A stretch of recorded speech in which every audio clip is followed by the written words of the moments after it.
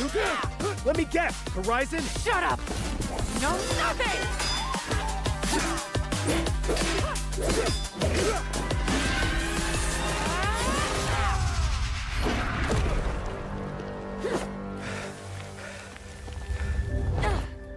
Do what you want. I don't recognize you as my sister anymore. Akkee, isn't it cool that even though the sun and the moon are rivals, they can still find time to be together? They aren't rivals, silly. They're just different. Just like us, right? Yes, like us, brother.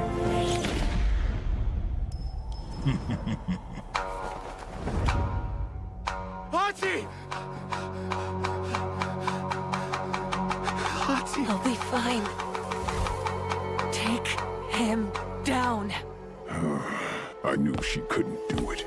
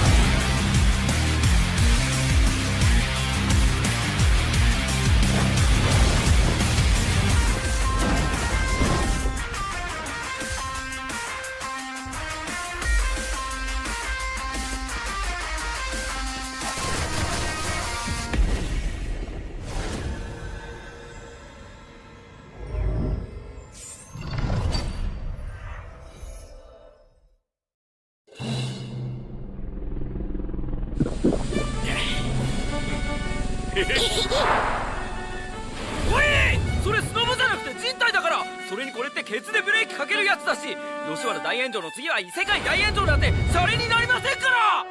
バカ！これぐらい犠牲を払ってこそコラボに対しての俺たちの気合が伝わるってもんだろ。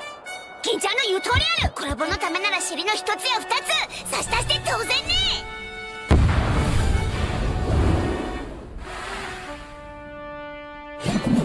ゲームは終わりだ。え、皆さん、それって銃？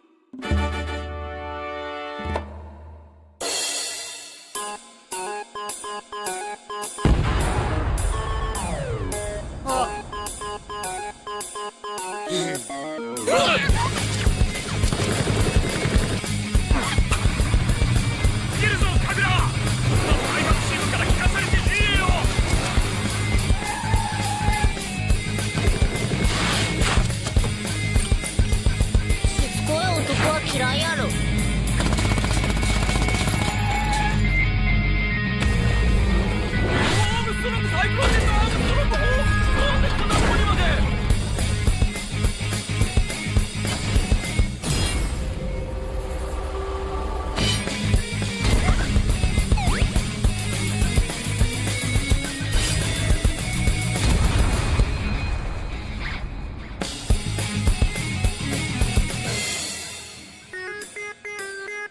話してやってくんねえかサダール。そいつは新八じゃねえんだ。僕なら噛まれてもいいってことですか？ケリーさん本当にごめんなさい。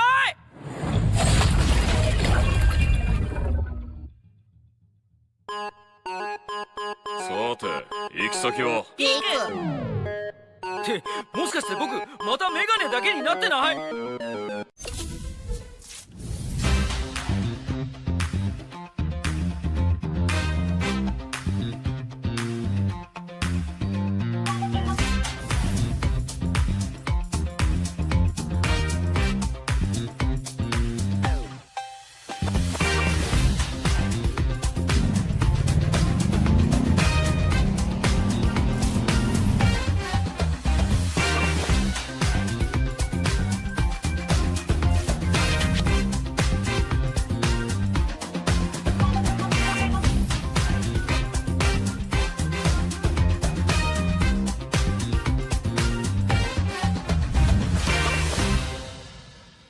？Hey there, want to see something cool?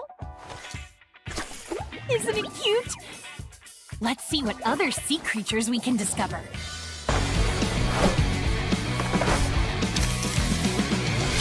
What beautiful scenes are hiding under the sea? Let's explore the undersea mystery. Play matches and complete missions to earn tokens. Then use them to observe sea creatures and unlock them in your guide. The more you discover, the more rewards you can claim. Make sure to check in often, because rare sea creatures will periodically generate extra tokens. In Battle Royale, the adventure starts before you even land with a brand new whale-themed airplane. On Bermuda, look for mysterious whirlpool entrances that take you to the fresh, cool undersea realm. The high-tier loot zone becomes the Hydro Zone, surrounded by towering water walls. Don't worry though, you and your bullets can still pass through freely. Giant whales will also fly across the sky and drop bubble airdrops as they fly by. And yes, you can fish mid-match. Fishing spots will appear around the map, letting you reel in fish or even loot. Find upgraded fishing spots for even better rewards. Some fish will even follow you after you catch them and grant special buffs. Plus, there's a new event weapon, the Hydro Blaster. Hold fire to spray a continuous, super accurate water beam. When you run out of ammo or reload manually, a QuickTime event will pop up. Hit it to fast reload and gain a buff. Some other weapons can get this QTE reload too, so try them out when you find them. In Clash Squad, the Hydro Blaster is also available, along with the same QTE reload bonuses on select weapons. The Undersea Realm joins the Bermuda map pool, and cyber airdrops and spawn areas get themed visuals too. The ocean secrets are waiting for you to discover. Expect the unexpected. Random events may now pop up in Clash Squad to shake things up. You might start round 1 with 1,000 cash, get a random melee weapon each round, receive blue walls over time, and more. Good news to all tactical market enthusiasts. You can now deploy a tactical gadget right at your position with a simple tap. Fast and easy. Meet Ray the Watchman. Wielding both sun and moon power, he's on a mission to scatter the darkness.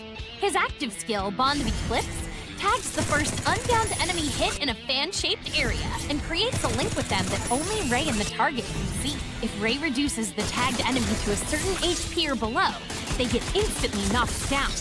If the target is knocked down or eliminated while tagged, Ray's skill resets immediately. For more skill adjustments, here's a quick overview. Some weapons have received balance changes. Check them out. Say hi to Pyro, your new fiery companion. Log in daily to watch Pyro grow and earn rewards. You'll meet Pyro for the first time when you open your profile.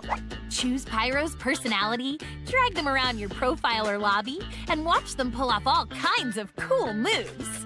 Pyro has 3 states: active, faded, and inactive. Daily logins keep Pyro active. Missing logins dim the flames, and staying away too long makes Pyro inactive. No worries though. Log back in and this little flamehead will jump right into action. Every login boosts Pyro's EXP. Keep it going and Pyro will level up from a tiny spark to the ultimate fire puncher. You can also unlock new looks and accessories to give Pyro even more heat.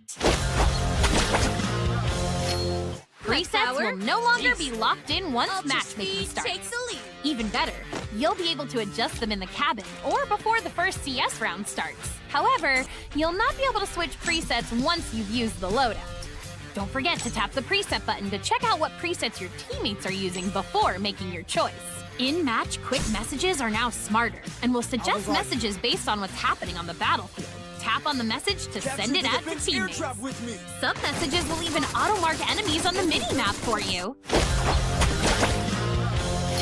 See a player with impressive stats at the end of a match? You can now invite them to your team right from the match results page. Team invites are also smoother.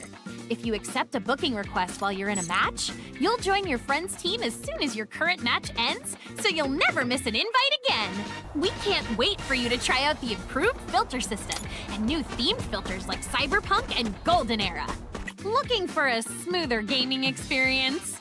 Try out the new frame rate boost feature. If your frame rate is set to high or above, open settings and enable this feature to enjoy crisper, smoother gameplay. If you love the competitive vibe, the new CS custom room updates are for you. Now you can choose a specific map area for each round to get targeted practice. What's more, play and win like a pro with the new ban and pick mode, complete with the new ban and pick feature, an esports-styled CS store, and gameplay rules. And that's it for today. See you next time, survivors!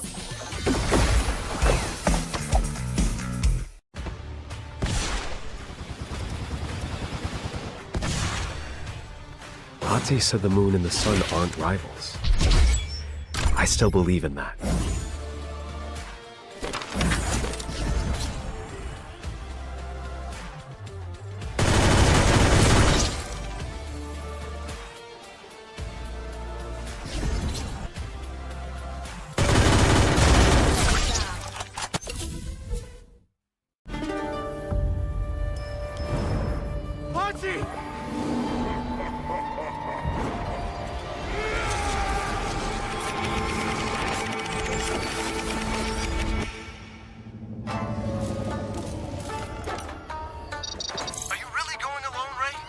Actually, I'm already there. Talk to you later! Woo, such a welcoming committee. Get him now!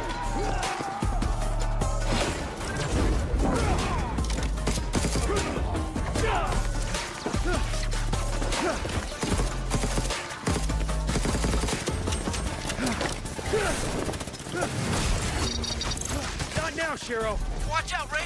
It could be a trap! Yeah, thought about that too. I'm okay, man. Hold your horse. Dude, Ray! It's so good to see you, Akkee. I'm sorry, Ray. But you should know, things are not like in the past. I don't want to hurt you, brother. Come on. A simple hug would do it. Things are different now. Give me your device and get away! This time I'll decide for myself what to do, sis.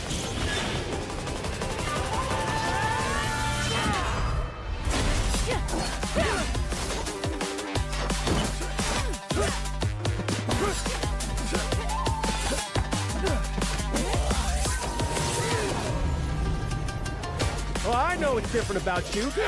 Let me guess. Horizon? Shut up! No, nothing!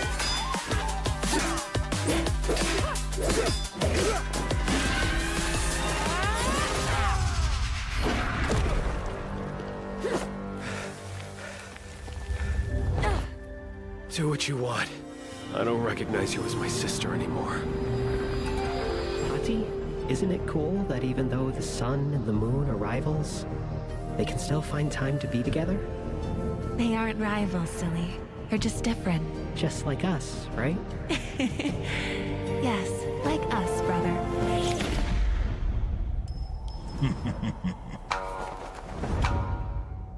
Akkee!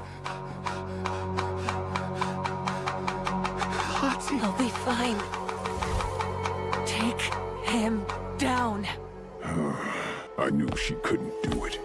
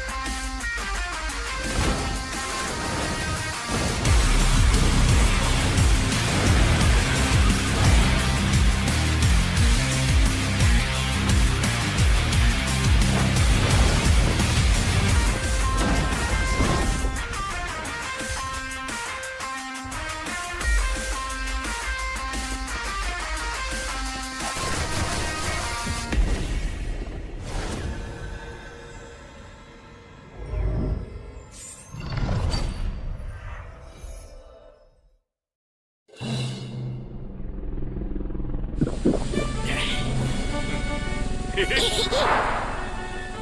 い、それスノボじゃなくて人体だから。それにこれってケツでブレーキかけるやつだし、吉原大炎上の次は異世界大炎上なんてシャレになりませんから。バカ、これぐらい犠牲を払ってこそコラボに対しての俺たちの気合が伝わるってもんだろ。金ちゃんの言う通りある。コラボのためなら尻の一つや二つ差し足して当然ね。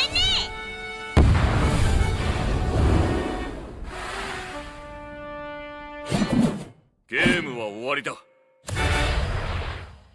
え、皆さん、それって銃？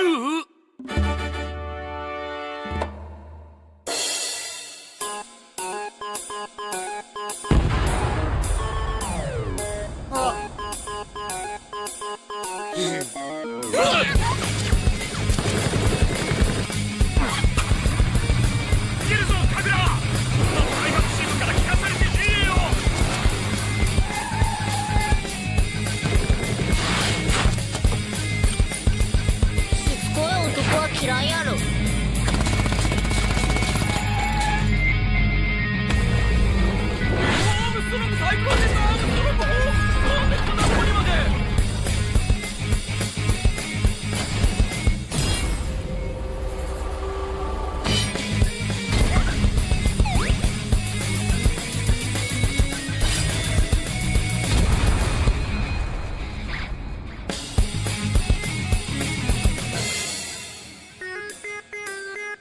話でやってくんねえか、サダール。そいつは新橋じゃねえんだ。僕なら噛まれてもいいってことですか？ケリーさん、本当にごめんなさい。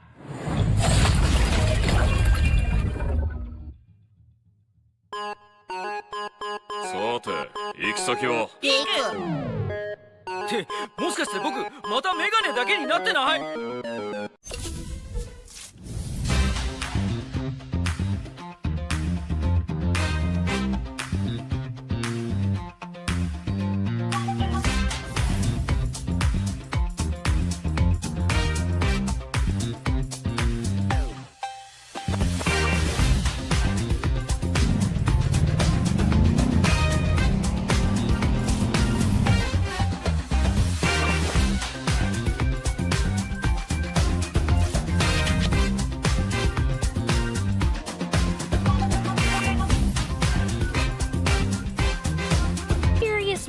cool entrances that take you to the fresh, cool undersea realm.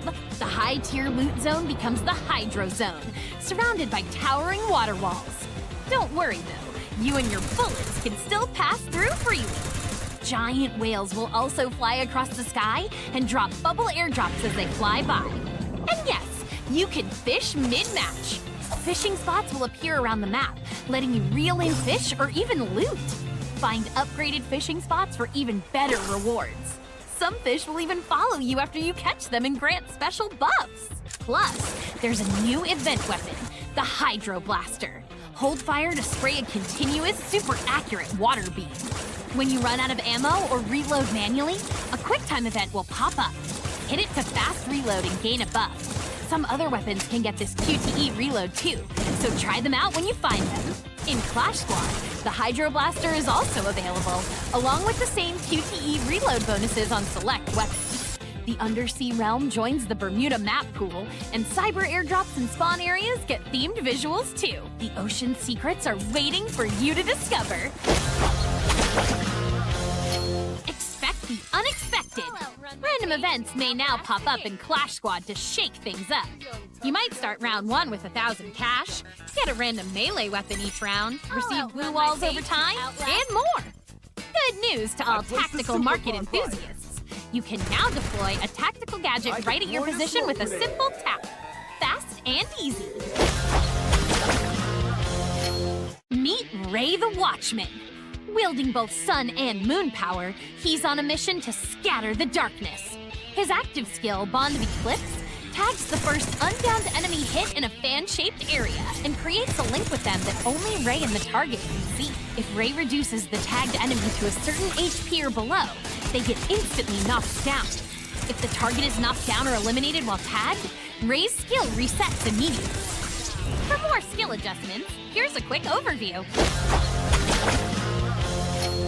Some weapons have received balance changes. Check them out. Say hi to Pyro, your new fiery companion. Log in daily to watch Pyro grow and earn rewards. You'll meet Pyro for the first time when you open your profile. Choose Pyro's personality, drag them around your profile or lobby, and watch them pull off all kinds of cool moves. Pyro has 3 states: active, faded, and inactive. Daily logins keep Pyro active. Missing logins dim the flames, and staying away too long makes Pyro inactive. No worries though. Log back in and this little flamehead will jump right into action. Every login boosts Pyro's EXP. Keep it going and Pyro will level up from a tiny spark to the ultimate fire puncher. You can also unlock new looks and accessories to give Pyro even more heat. Presets will no longer be locked in once matchmaking starts. Even better, you'll be able to adjust them in the cabin or before the first CS round starts. However, you'll not be able to switch presets once you've used the loadout. Don't forget to tap the preset button to check out what presets your teammates are using before making your choice. In-match quick messages are now smarter and will suggest messages based on what's happening on the battlefield. Tap on the message to send it out to teammates. Some messages will even auto-mark enemies on the mini-map for you. See a player with impressive stats at the end of a match? You can now invite them to your team right from the match results page. Team invites are also smoother. If you accept a booking request while you're in a match, you'll join your friend's team as soon as your current match ends, so you'll never miss an invite again. We can't wait for you to try out the improved filter system and new themed filters like Cyberpunk and Golden Era. Looking for a smoother gaming experience? Try out the new frame rate boost feature. If your frame rate is set to high or above, open settings and enable this feature to enjoy crisper, smoother gameplay. If you love the competitive vibe, the new CS custom room updates are for you. Now you can choose a specific map area for each round to get targeted practice. What's more, play and win like a pro with the new ban and pick mode, complete with the new ban and pick feature and esports-styled CS store and gameplay rules. And that's it for today. See you next time, survivors!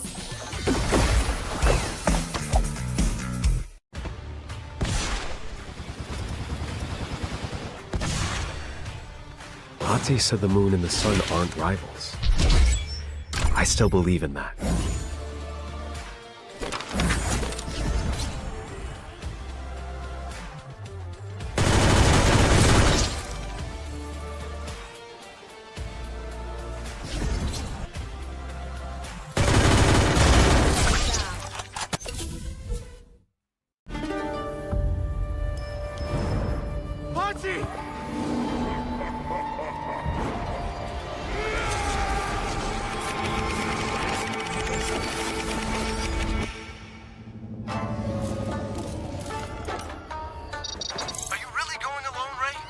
Actually, I'm already there. Talk to you later! Woo, such a welcoming committee. Get him now!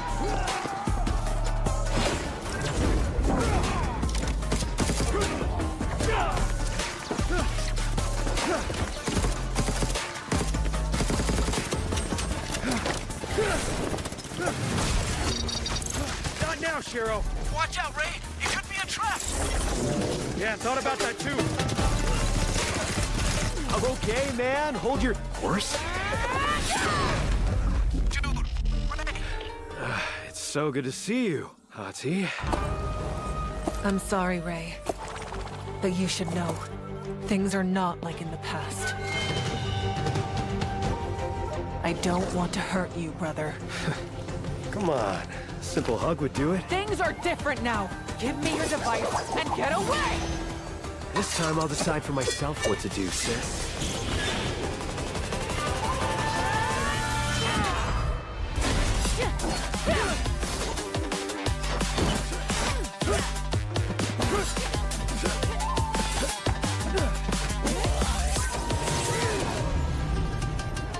Oh, I know what's different about you.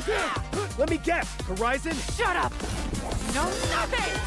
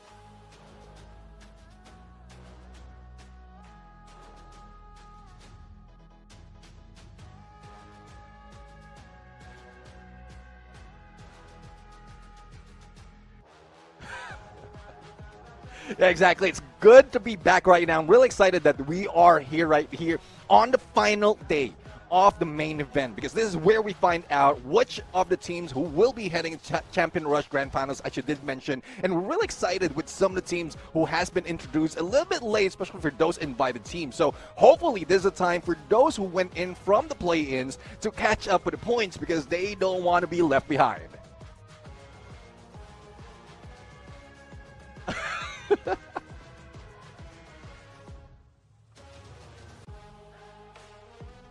I mean, we wanted to know what in the world was up with the squads, because Dewa United, ladies and gentlemen, boys and girls, have been dominating all throughout, right? 6 games that they have played almost seems too good, because you've got other squads who are below them on the overall leaderboard who have completed their run already in Group B. A dominant run from the Indonesian squad, and I feel like they need to put a stop to it. But who's going to be able to do that, Neptune? That's exactly what we're going to see in the 6 games today.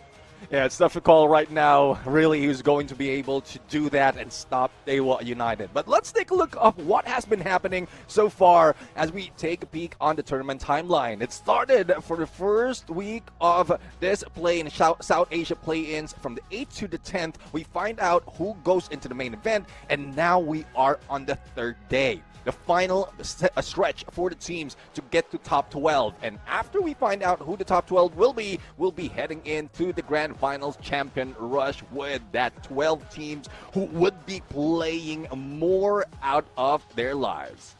Absolutely, man. And of course, the final day for the main event to look for the qualifier. Group B can't do much about it anymore. It's all down to groups A and C, and they obviously want to make their luck a little bit more special out here, but they don't get extra chances, right? Because exactly like what Group B had to go through, every single squad only gets 12 games. This is the final day of the 3-day round robin. The battle between South Asia and Southeast Asia has finally kicked off, and the final 6 games get to decide who moves on to the grand finals for tomorrow. Yeah, teams from Group B right now would be out a little bit early into this fight so that they won't gather that much point and they can maintain their spot on the top 12. But it is getting really hype right now because, again, we are awaiting the teams who would be stepping into Champion Rush. Once they are there, they have to race to 80 points. If they manage to get there in the following match, they grab the Booyah, they will be declared the champions. But if they don't, the next in line who will be able to go with that. But it's tough really right now, especially from the teams that we're looking at. We do not have a cap on the total number of games that we will play tomorrow. So this could go on all night long. Of course, if the squads choose to allow it to go all night long. If some of the other teams can of the competition, because there are some squads who already have their hands on the biggest slice of the pie. If nobody stops a squad like Dewa United Horus, they might just run away with the $15,000 tomorrow. But of course, all the squads that have made it into the top 18 managed to get something in their pockets before they can walk away. It's all about how much you earn for yourself. Every single spot that you do a little better, you earn a little more, Neptune. Yeah, exactly. And for those who would be left out, especially after today's matches, would be taking a lot less. But let's take a look, though, on how teams are grabbing all those points to move up the ranks. When you get a Booyah, you get the 12 points. It goes down by 3. 9 points for the second place. And as we go up until the 10th place, it goes down by 1. Unfortunately, 11 and 12 doesn't get anything out here. So hopefully they get elimination points to top up on that. And 1 elimination is equivalent to 1 point. And if in case at any point in time in the tournament we get a tie, we go and count the number of Booyahs followed by total elimination, and if that doesn't fix it, we go to the ranking in the final game. Absolutely, man. I mean, you got to look at the tiebreakers for sure because of how close these squads are to each other on the overall leaderboard. I mean, you look at spots from the 7th all the way down to the 10th. You barely have a few numbers between. I mean, one decent game and we're going to see the overall leaderboard shift very heavily later on, Neptune. So these points are definitely going to be important, especially those eliminations. But how do you gear up for these eliminations with the one unique active skill? We've seen so much of magic out there. I mean, the teams forced to adapt and coordinate around different abilities, making the composition so creative in the recent times, Neptune. Yeah, and nowadays there's a lot of changes that has been done based on the meta, and also the meta that's being built by the teams based on their playstyle. So I'm really looking forward to what else they are going to bring to the mix when it comes to the active skills. Well, let's take a peek on the teams that will be playing this time around. Again, it's Group A and C, and you know for a fact that we have some dominators right here. But let me start off with Group A with Team 2XD, Autobotz Esports, Revenant XSpark, Titanic Esports, Team Hind, and Expand from Group A.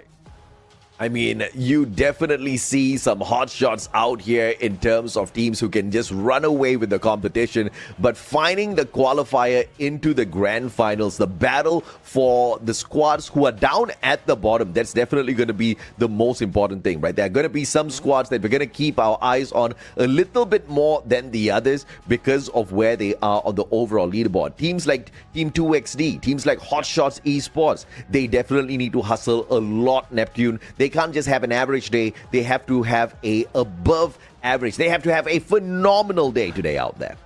Do agree. I mean, there's a lot of teams that needs catching up, especially with. Yeah. Well, it's a good thing though that we have one group who's already completed. At least they have a target in mind already. They know exactly how many points they have to do to be able to at least doing fairly fine for themselves so far. Yeah, well, let's see though. Straw Hats really has brought in a lot of fire in this game, averaging 14.3 points for each match. And again, similar to what we've seen in Group C, they only had played 6 matches so far, so they can. And Dewa United, look at the stats and how close they are, Neptune.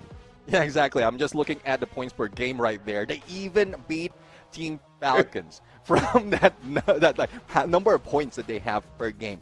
But this is what I'm talking about. If you made so much of prestige, even if you're not part of the competition, people will be talking about you. People will be referring to you. And Team Falcons has set that already. But Dewa United is already setting that as well from the first day of play. So this is the chance to exceed that or even break the board that can be unbeatable all throughout this years. And this is something that we talked about. All the stats that Dewa United technically picked up in 5 decent games, right? Because their first match was a absolute blunder. They only walked out of that lobby with 3 points. And technically the rest of the massive stats that were collected by Dewa United, and if we average a damn good day for a squad would be a day where they get more than 110 points, right? That's a damn good day. What's a very good day? A very good day would be 90 points. Technically speaking, if Hotshot Esports from the bottom has a very good day and they score 90 points, Nextera has been all throughout. There's a lot of stresses on how you can get that booyah. So really tough to start it off on Nextera, but let's see though if this is something that they can fix, especially when they start the game and find their drop spot, because we have been putting out the preferred drop spot of the chance. If I'm going to choose in Nextera which I'm going to drop, that will be Rust Down, currently open based on the preferred preference of the teams. But look at those zip lines. You can either go to Border Ruins or Mud 2XD, like second from the very bottom. That's just 2XD, like second from the very bottom. That's just absolutely unreal. You're looking at Titanic Esport, absolutely unreal. You're looking at Titanic Esport, a lot of expectations on the Thai squad, but they're just not delivering right now. I think Revenant XSpark is personally going to sort out Dewa in the first couple of lobbies. At least I'm hoping they do that, because you can't really allow this monster of Dewa United Horus the grand finals. That would be absolute drama, right? But I don't know. The grand finals. That would be absolute drama, right? But I don't know. I don't think we're going to see something like that. We'll have to wait and see exactly what the mental state of these squads are, right? Again, they could play it very passive, very careful, very slow, and then survive all the way towards that final circle with 12 squads still alive and kicking. Not from the south side, it's somewhat in the south side where mud side can be a clear view of everyone else. No one might be taking that Rust Down suggestion that I have, but I might be wrong. Revenant XSpark is already on the drop towards that area. Revenant XSpark's like, that's a wise idea, old man, and they are heading straight in there. I mean, not only Rust Down, I think they're going for a split drop straight in there.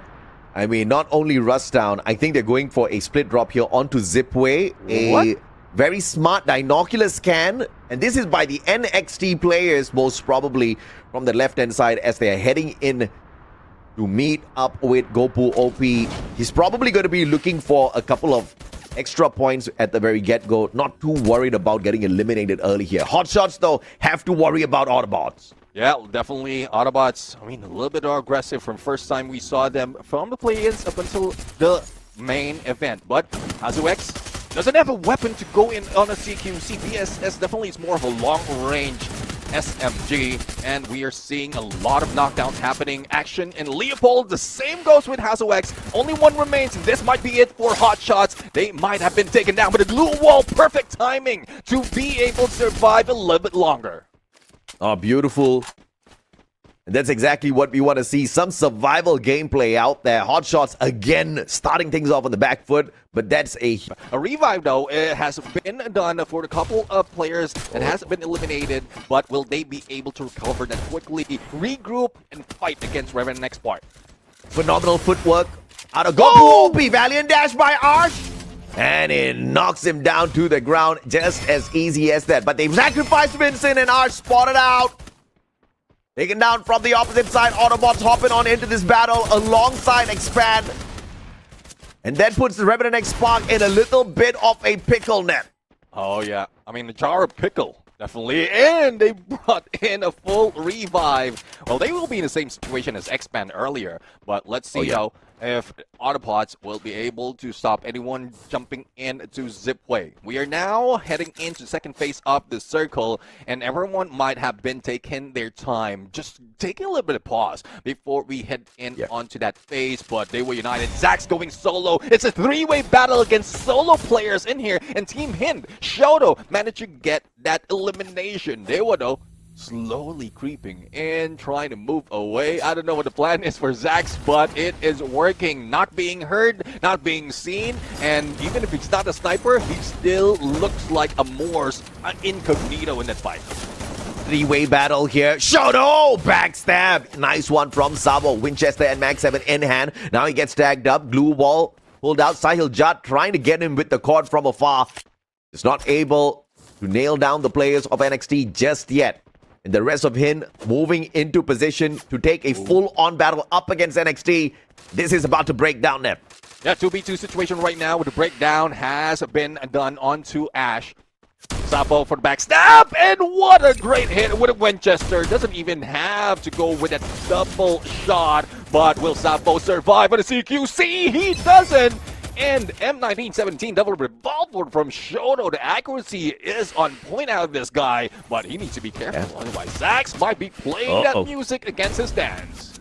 Shoto wants the vending machine, and Zax just says no. Dewa United with the full squad revival, so they don't need to mess around too much.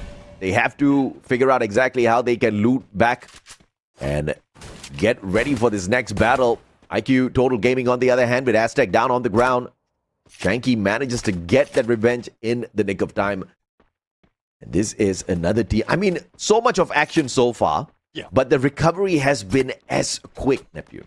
Yeah, exactly. I mean, again, it's more of the compound that they're using as a safety at this point. And hopefully, from that safety, they will be able to do as much in this battle. Well, see, though, this is something that they can recover into. Because it seems like a little bit of a stalemate has been happening in most chances, but not against Shanky and Vincent. Absolutely, man. And Aztec down. McCree position from Shanky, looking for that vending machine, but Revenant XSpark in the same compound as well. iQOO Total Gaming up against Revenant XSpark. Divine Shanky at 590. What a timely glue wall, keeping him alive. What? But Divine just could not hold Shanky back. The M590 breaking through the glue wall. And my, oh my, the guys just didn't have enough numbers there. Revenant XSpark will have to go on another revival spree, but thankfully this time the number of players to bring back is just one. Adrian though with the Trogon. Expand just a little tricky. Around the airdrop and beautifully hit. Dewa United. This is not easy to handle as the rest of the Expand players are just a tad bit too far here. And Expand with that backstab, the timing's just a tad bit off. So it's just unfortunate that Expand wasn't able to capitalize on that knockdown and gave them a little bit of distance to go for the pickup. Luki right now, back 10, but misses that swing. And now even Dewa United is feeling the heat from the other side as Winchester is being brought in, and together with the Thompson as well, coming from the players of Expand. But that vending machine is still being guarded by Expand, so it's easy enough for them to recover the team. But Zax, out of nowhere, Woodpecker pecking on his head. A beautiful play on that Woodpecker. We see a grenade from the squad. North, Chargebuster in hand. A 2v1. North needs to play this perfectly, and he does. Headshot straight to Afik. Looking for Zeon as well. Can North get the 2v1? He can't. Zeon pulls that Mac 10 out, gets that headshot. Backed up by Luki up top as well. And now Dewa United left with 2. NXT hopping on into the battle as well. Accidentally. And the vending machine might just be able to just have one revival, as this man's a little broke at the moment, Nep. Yeah, definitely. Well, let's see though if they can gather up all those coins as well as elimination to at least increase the chance of them to bring back their teammates. But I'm looking at Adrian right now. One of the players coming from was from Onyx Olympus, previously known as Mr. 17, and with that snipe, anticipation on that gap between the glue wall was just phenomenal. To really say that Dewa United, and the players from Dewa United has been doing a lot in terms of practicing on how these teams would be reacting to their movements. See what Akkee can do. 5 eliminations early on already. A great start for Akkee. Titanic Esports right in front of them. Revenant XSpark dropping by to say hello as well. This could turn into a 3-way battle, and Titanic says, we are not sinking like that. Let's see though. Sinking, but he need to, let's see though if they will be able to hit hard place if they go in for that fight. But I think that Ada will not be able to survive. Titanic though, I mean, they're going against a lot of ice cold players, and you know how Titanic is. They don't do well in ice, especially if an iceberg is involved. But speaking of ice cold player, ice cold opponents going against Revenant XSpark, Steam Akkee just breaking them down. Yeah, Akkee with the extreme encounter there, beautifully done with the Zane, taking the fight straight up to Revenant XSpark, wins it down. One final player on the side of Revenant XSpark with a sliver of health left on him. Can he get away? That's going to be the big question. As he runs past the NXT players and the revival comes through. This is that insurance policy. Vincent back in, Divine doing just enough for the squad to keep themselves in. Let's see though, I mean, it's only 2 players, but the blue will be closing in a bit. And from the outside, 2XT just playing it slow for the moment. Let's see if they'll be able to hit on Team Hind. They managed to go for the knockdown. Pick up also needs to be done from their side. And time is running out. If they have a launch pad, they might be able to get into zipway, into the safety, and that is what Autobotz has been doing, waiting for the opportunity as well to go gang up on anyone who would be unsuspecting of their position. You say time is running out, they pulled out the time turner, but that doesn't really stop time. Just keeps them safe a little bit. Not safe from the damage of the blue zone though. Autobotz, great reposition on the landing in the time turner, perfectly done, but Kiki from afar, and a headshot with the AWS, Joan down, Kunal taken out of the equation as well. And this is absolute domination if Straw Hats can pull this off, taking advantage of the downed Autobotz players, but they can't get through the barricade of glue wall, smartly defended by Autobotz. Yeah, I mean, the timing wherein the Valley Dash has been used already was on point, but Straw Hats cannot be stopped, and Autobotz will be eliminated. And though the knockdown has happened, they were still up. Nildo is the only one remaining because who was knocking on the door? It's Dewa United Horus. Yeah, I mean, just as Straw Hats was smart to take advantage of that chaotic situation, Dewa United spotted an opportunity and instantly ran straight up for it. 14 eliminations strong. The consistency out of the Indonesian squad. We have spoken about the dangerous mechanical skills of the Indonesians, and these guys are just proving it. Neil Scott out, Adrian Trogon manages to run away, but is up against 2 players, so not for long, I would assume, but Neil actually gets away with that, a miraculous escape. He found a safety, but not against 2XD, as they were just hanging on the rooftop like Santa and Christmas. So let's see if they will be giving out all those gifts of Lidicillin all throughout this fight, especially with Expand in their somewhat view, because trees are covering those shots, those areas. But Expando, 15 elimination, one of the strongest game that they have right now. But we've seen that they cannot be taken down that easily. A good chance that they can battle against Dewa United towards the final circle. Expand Literally on fire with the eliminations. Chinoy, great play with the M79. Graded launcher, perfection. Hasu, though, is getting it done. Just as old days, but out on the open. Riptide Rhythm breaking down their defenses. Leo, easy pickup. Hotshot still have a decent chance up against Titanic. Oh, so it's a 3v3 situation and only one glue wall between them as they recover not only their health but also their armor. The glue walls is breaking down. No instant push coming from Hotshots. And there goes the shot from the other side. It is M79 gameplay coming from Hazu X. And Titanic seems like they are in trouble, but they barricaded themselves in well. So our heavy hitters, other than Dewa United, are been taken down already. And out of the 4 teams, we have iQOO Total Gaming that only has 3 players. They need to be careful. They need to be silent so as not to be pushed by Team Hind. Team Hind needs to figure out how to find strongest squad! No, they don't need to look for them! Dewa just found them instead! Team Hind, you stay right there! Here come our nades! A double knock coming on through, 16 eliminations strong! XT has been taken out, but not by Dewa United. It was Team Hind who capitalized on their high ground. And left Dewa hanging. Now, this might be a revenge mission coming from Dewa United Horus. If they really want to break down the doors of Team Hind, they have to do it right now. But they are distracted by iQOO Total Gaming, who's coming on their right side. Yeah, but not just hit Mafia down with an AWM, and now there's the distraction that was most needed for the side of Team Hind so that they can rotate out in the open. But Team Hind going in for the finisher. iQOO DG drop down! Back to back Team Hind with a solid eliminations, but Dewa United striking hard. Electrotherapy connected. Zax and North pushing on 4th. Up against 3 players from the side of Team Hind. Wolverine needs to recover. Zax finds the shot onto Shoto. He backs away. And the execution wasn't swift enough. Team Hind has another opportunity.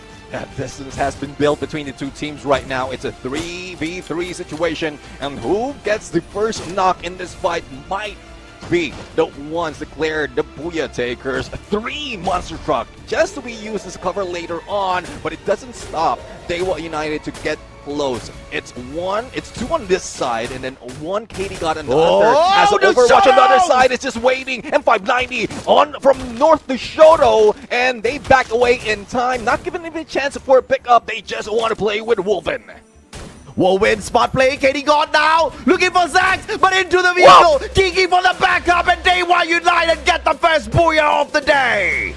Nothing short to what expected from Dewa United, and this is what we're talking about. They started strong from yesterday. Actually, they didn't start strong, but now they have been maintaining that strong reign after phenomenal games, and it still brings more prestige to their team, leaving a lot of teams behind. A Booyah losing mistake by Team Hind.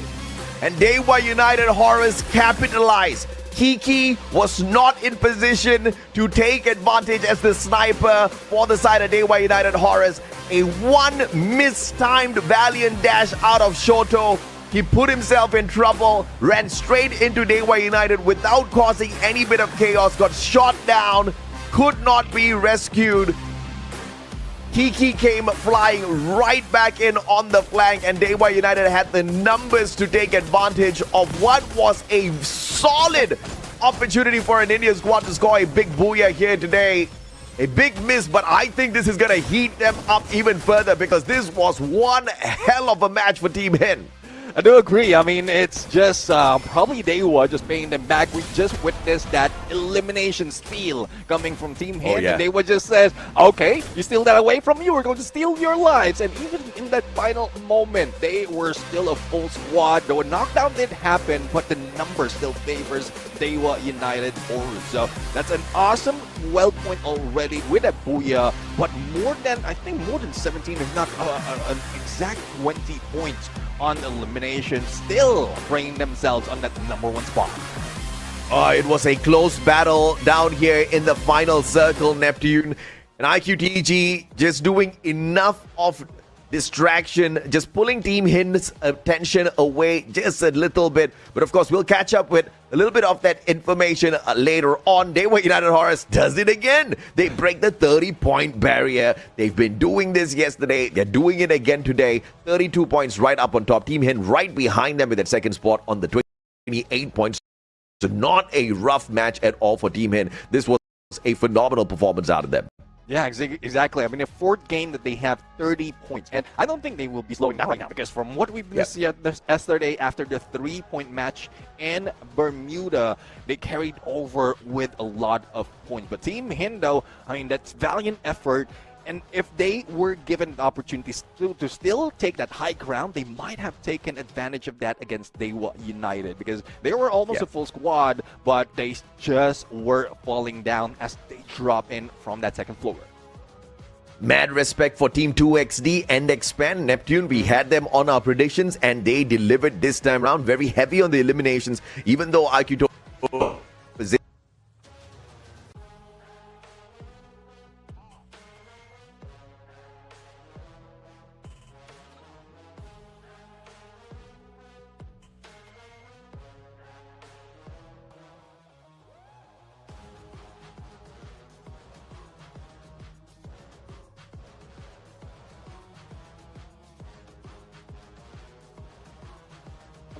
we have our MVP right now with 7 elimination, 5,542 on the damage, and 1 assist. Akkee is now in play, using that more, especially with a standard sniper build on the passives, and also with that VSK in hand.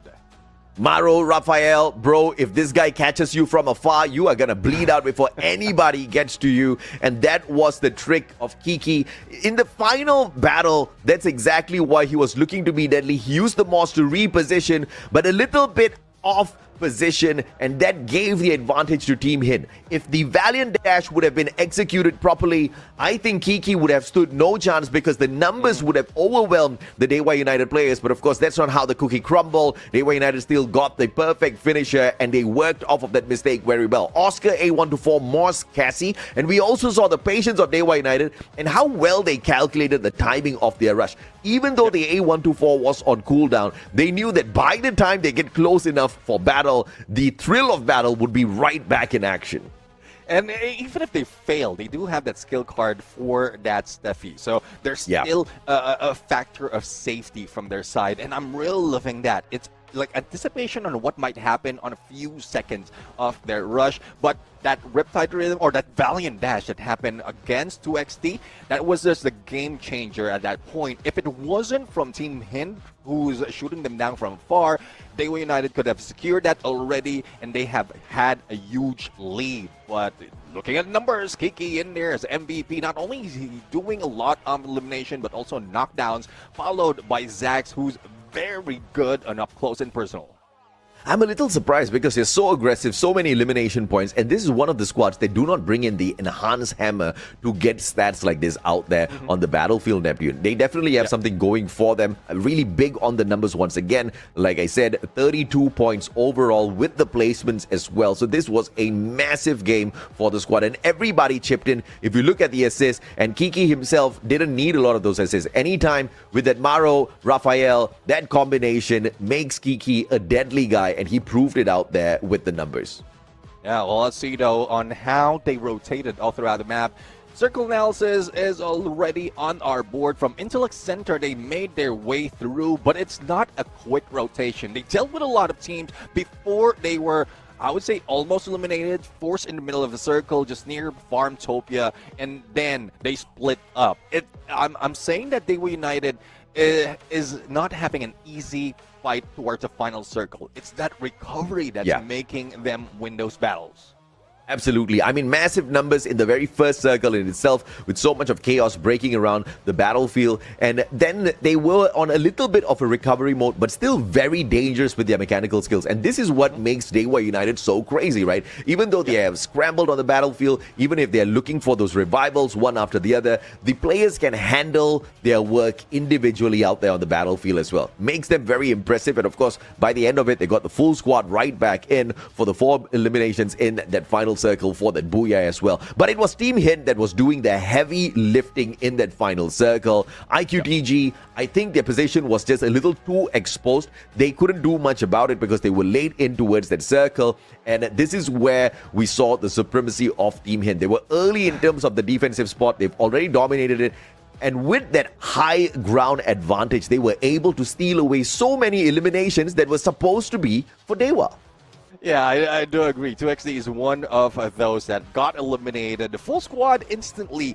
And we were thinking that it was just like Dewa United who will be taken down. They did manage to go for a knockdown, but it's the confirmation that has been done by Team Hind. But looking at the teams right now, well, Peak would be at peak unless NXT would be dropping in Kodotowo or even further. But in situations just like this, especially if they know that there's a lot of open area, Revenant XSpark started that in Nextera. Sentosa might be taken right now by either one of the team who's trying or opting to start off in peak. There's also Rimnam Village, and one thing that is for sure, those who's heading into either Shipyard, Bullseye, or Graveyard has an easy path because there's also some of the launch pad that is readily available for them to move around. So there's a lot of safety net for those heading into the north. Is there a party at peak that we don't know of, Neptune?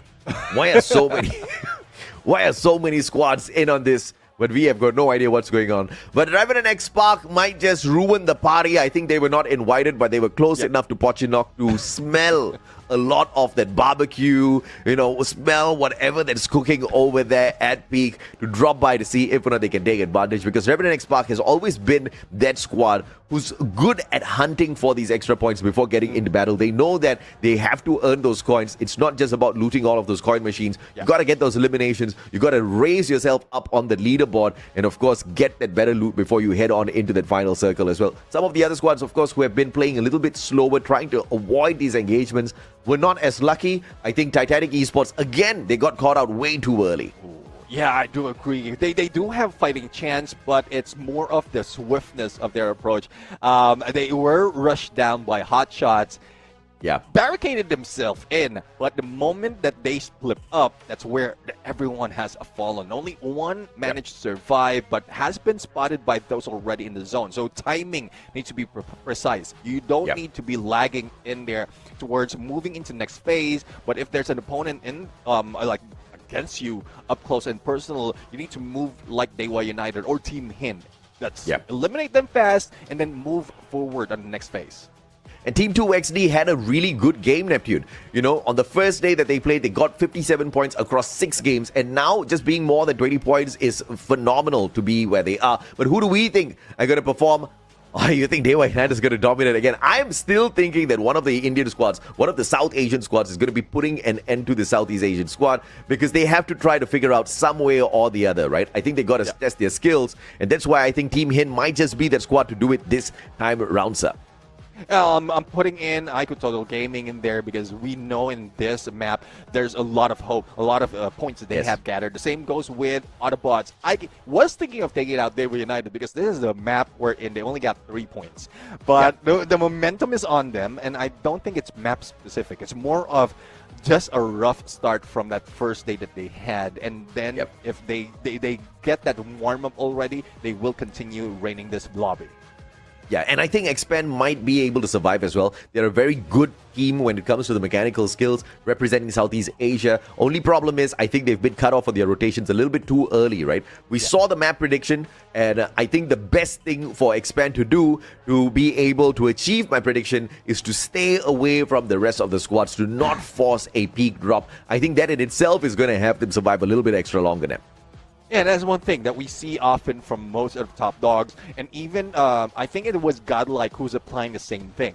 It's just being silent in the beginning and then getting all those eliminations towards the end. It ensures your survivability as well as your full man squad, and then if you go against a team, you just keep your distance because you have been watching a lot of teams already where they're rotating, what compound they're taking, and you can plan out what they have to do in this game. But it's easier said than done. Not a lot of teams will be able to pull it off, but it's better to be safe in the beginning than do it all throughout. Do it towards the end, wherein there's still a lot of teams who might be able to beat you down. South Asia play-ins, we saw Revenant XSpark really explode on the first day. And we talked about how this is a squad that's able to do it on a day that's not so important, right? We saw them do really, really well.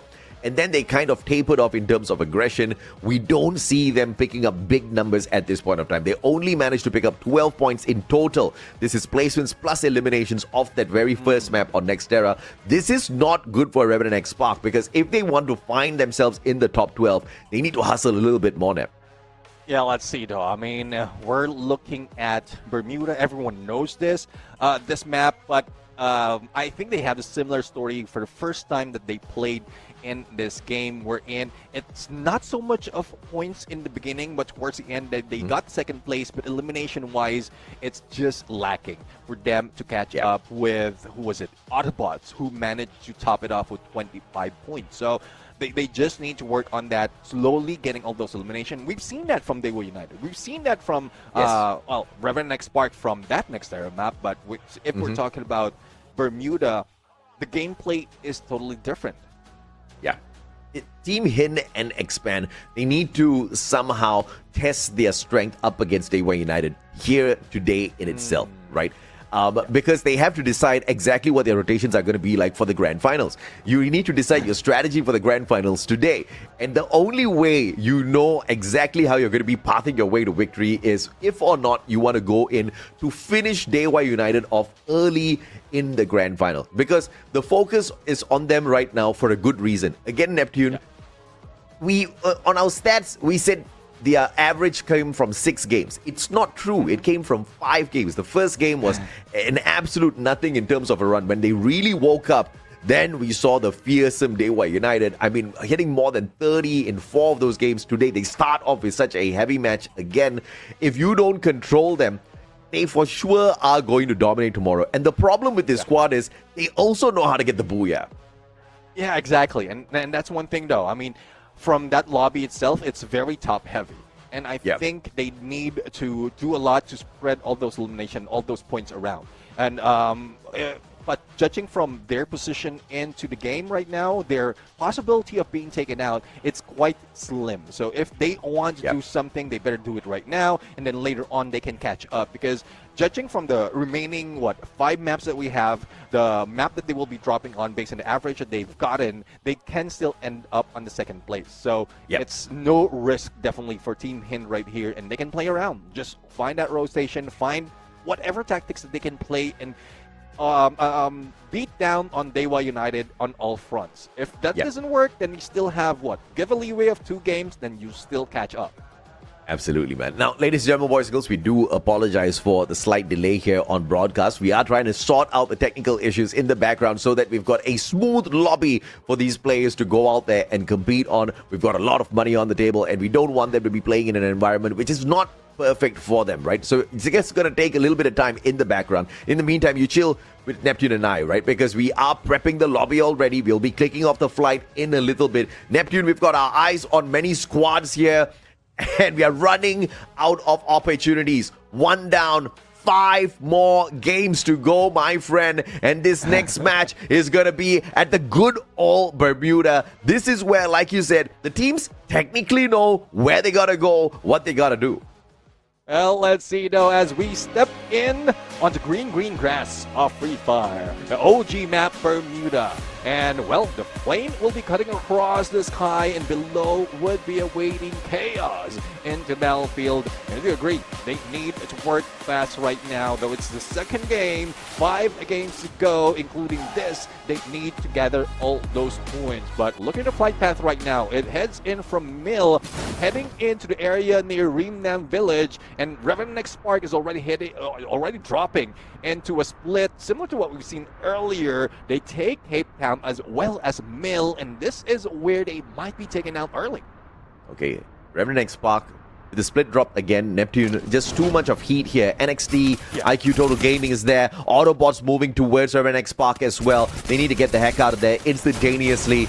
They need to disappear off the battlefield, not in a bad way. iQTG deleted early. Shanky couldn't really get that 180 of that mini Uzi. He's down as well. The vending machine right beside them, but Aztec needs to earn a little bit more money alongside Mafia. Can they get away? They spot out the hotshot player, but going for 1 point, he gets annihilated. Revenant XSpark losing Gopu OP.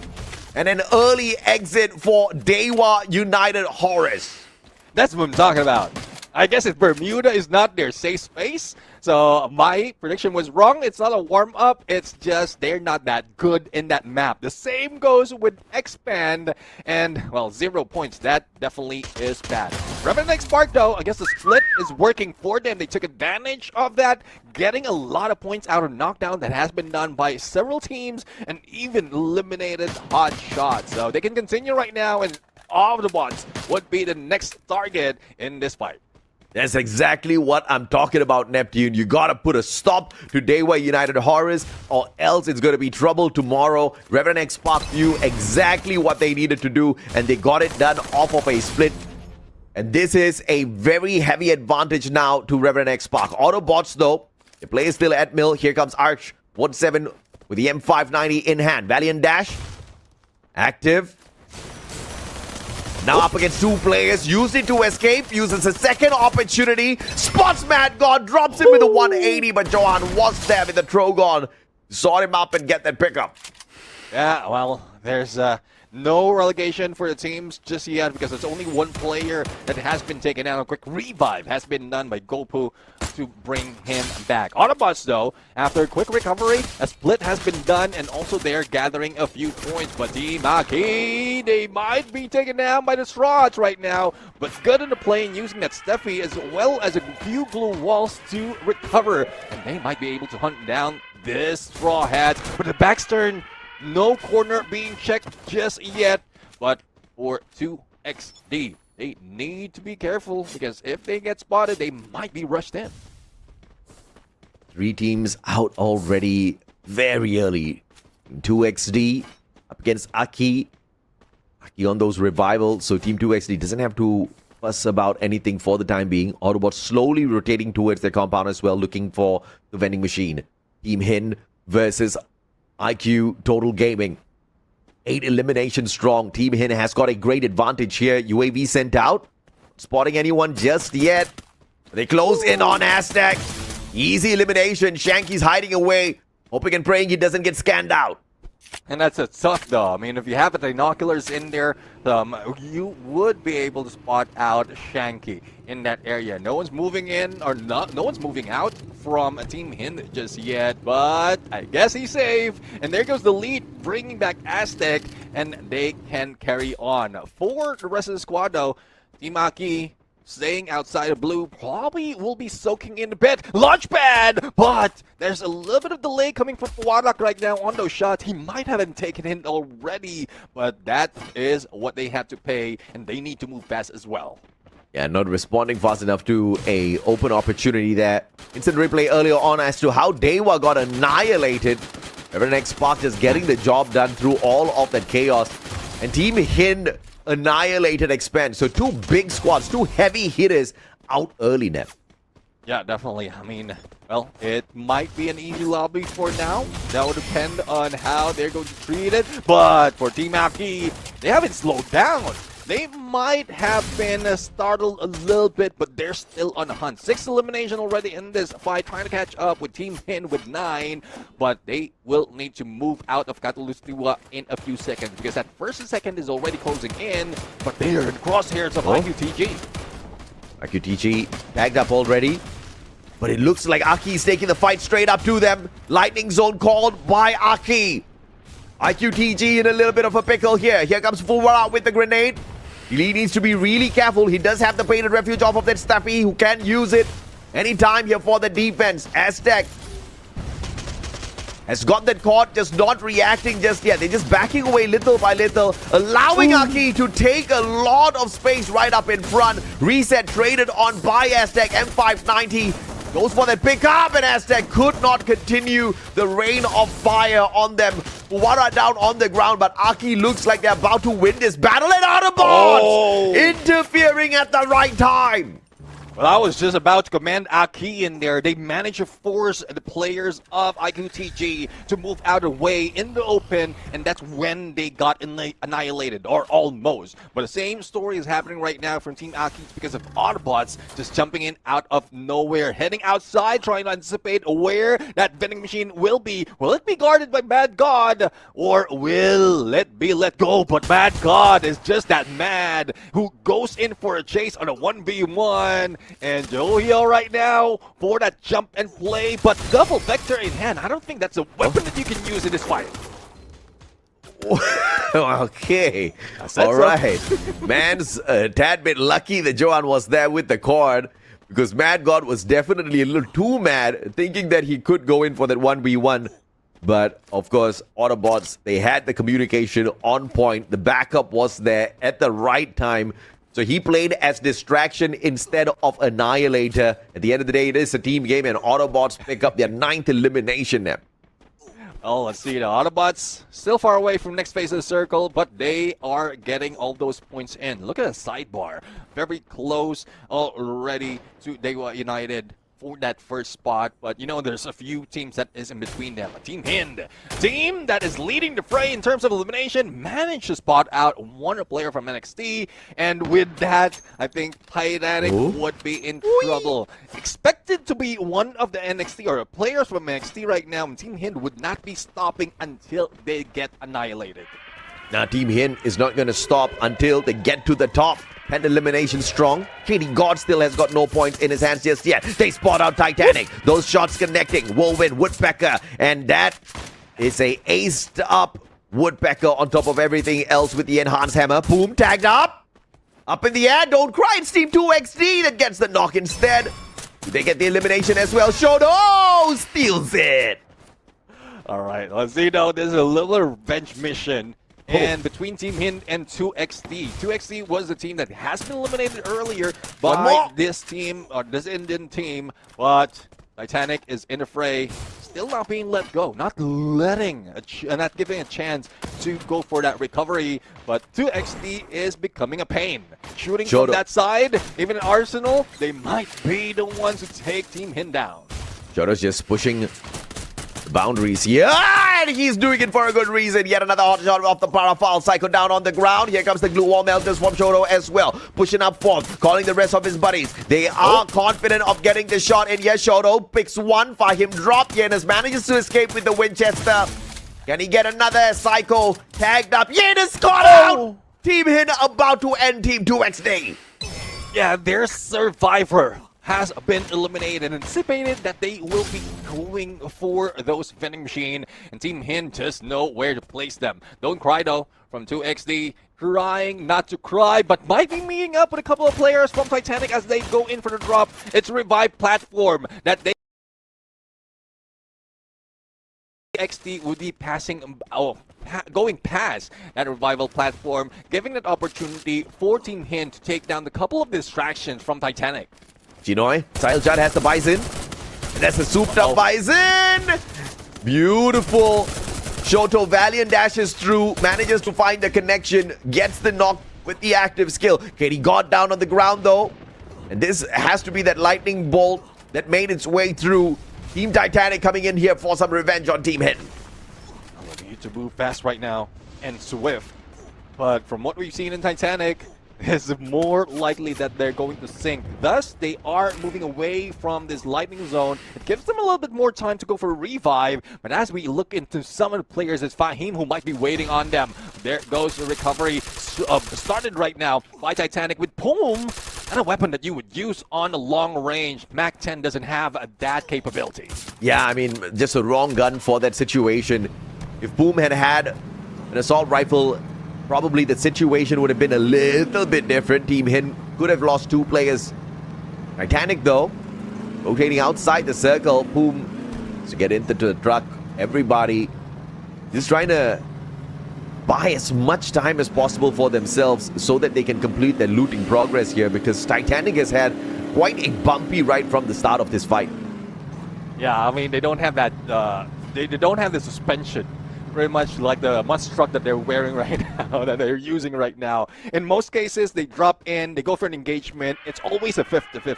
It's always a coin flip for Titanic, and they need to work on that if they really want to catch up. But if they just want to disrupt this lobby, then they can just do what they have been doing. Just go in for that rotation, elimination, or be the target for the team, and that they might be the ones initiating that third party that Everybody's making sure those binoculars are used up. NXT just found out nobody's at the vending machine. Revenant XSpark decently comfortable in the next circle. They found a defensive spot for themselves already. Team Hind up against NXT as well. They are all looking for the Ultra airdrop. And KD God just got caught by iQOO and the Thompson.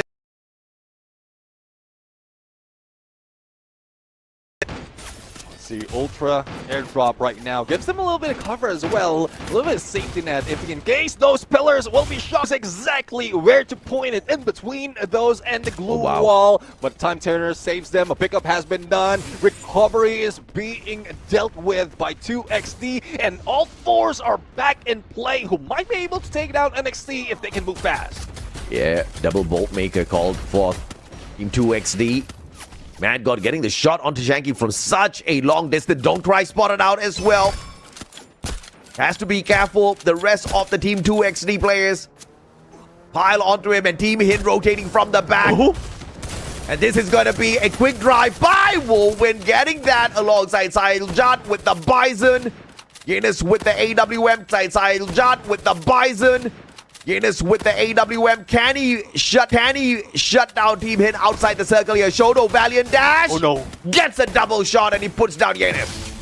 Yeah, it's just unfortunate. It doesn't have an SMG or a CQC weapon at that point. Only have the AWM, no backup to work with. And Shoto has been knocked down, but they did manage to do the deed of eliminating 2XD. We're down to 7 teams already. 4th going into the 5th phase with only 20 seconds spare. And that is what is bringing Team Hind right now, as they are being eat up by that blue. Yeah, Team Hind just spending way too long outside the circle. Moment down. Sailjat all alone, responsible for bringing the rest of his buddies back in, but he's too far away from the vending machine. His car has been set on fire. Is this the end for Team Hind? 18 eliminations strong. They've been having a wild game so far. Yeah, I do agree. I mean, we still have some heavy hitters right here, and Revenant XSpark on the high ground, not looking good for survivability of Team Hind. But if Autobotz, probably they can shoot down a couple of players from Revenant XSpark, use that launch pad to jump on them, and that would be the saving grace for Team Hind. Sailjat goes in for the shot. Cryo Mine being used, but this might be a little too late. It's just a matter of time before NXT can beat him down, and there you have it. Team Hind out on 7. Yeah, early exit for Team Hind. Not a lot on the placement points, and NXT went looking for 1 point, and they're going to get annihilated for that. This is Autobotz taking the place of Karma, helping Team Hind get a little bit of revenge here. iQTG hanging on with Mafia. Autobotz has a possibility of spotting him. And got on the hunt. Titanic's out in 6th as well. So many engagements all around the battlefield. But look at Revenant XSpark still standing tall. Well, let's see though. I mean, I really love the position they have right now, though. We are seeing Autobotz who's trying to get away from that side. If you have Overwatch, what you take is that lower ground with a little bit of cover. It's more of Straw Hats right now who might be at risk of being taken down, and they're the only ones out of these teams who are in clear view of Revenant XSpark. So with all those, and even the cover they have with this container, it's really sick right now on how they got this position, but they need still to be careful because a lot will be able to shoot them down, especially if they get spotted from that. Turn things around against Revenant XSpark. Revenant XSpark. Shoto had more eliminations than the whole of Revenant XSpark put together. That's how wild the run was for Shoto and Team Hind earlier. But Revenant XSpark proving that they want to guarantee a booyah here for themselves. They were focusing on the positioning. They've gotten this high ground advantage. Oh, beautiful shot. GoPro OP flying through with the car 98 nailed down on the ground.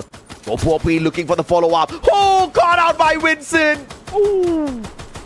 That is the supremacy of this high ground advantage. And Revenant for one more. They're going to find it. Riptide Rhythm moving on in, and Arsh gets it with the car 98 before the Riptide Rhythm finds the connection. And Revenant XSpark making big work off of this ground advantage. And that's one thing though, I mean, if you have a potentially LMG to be able to break down those glue walls without even any Riptide, using any Riptide Rhythm or Valiant Dashes, you can just use your weapon to break down all those walls. But with only 3 teams remaining, make that 2 teams remaining. It is now Revenant XSpark going against Autobotz, and it's just a story of purgatory. One's in heaven, one's in hell, but the only question though is who's falling down? Well, even if they do fall down from up top, they're not going to have a disadvantage. And look at this smart play coming through from the squad, choosing to not take that fall animation that could just put them in a little bit of a danger, especially if Autobots do have snipers. Revenant XSpark choosing to maintain this high ground advantage they had up against Autobots. Vincent and Divine have been absolutely brilliant with those shots from up top. GoPro OP with the car 98 has been working magic as well.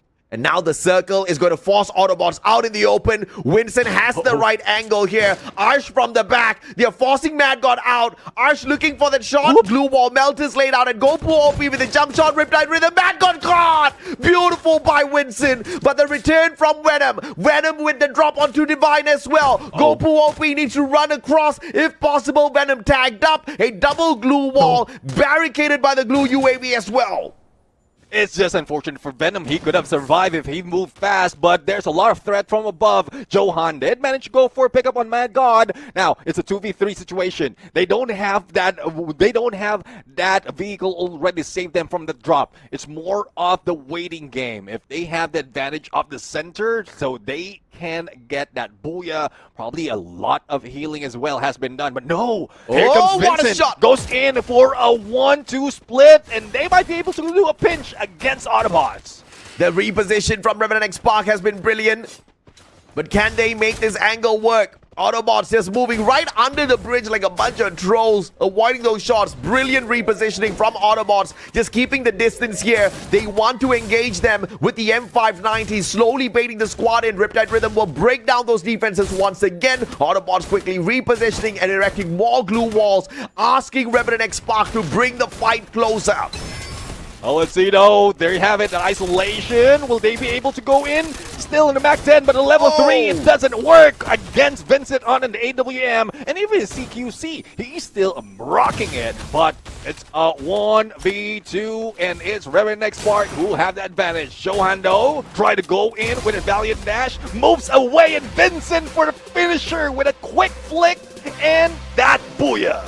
Vincent, the god of snipers, that's what he's looking at like right now, with the positioning, with the sharp shots that he was getting off of all of that high ground advantage. The angles were perfect, the repositioning was perfect from Revenant XSpark to get themselves the advantage.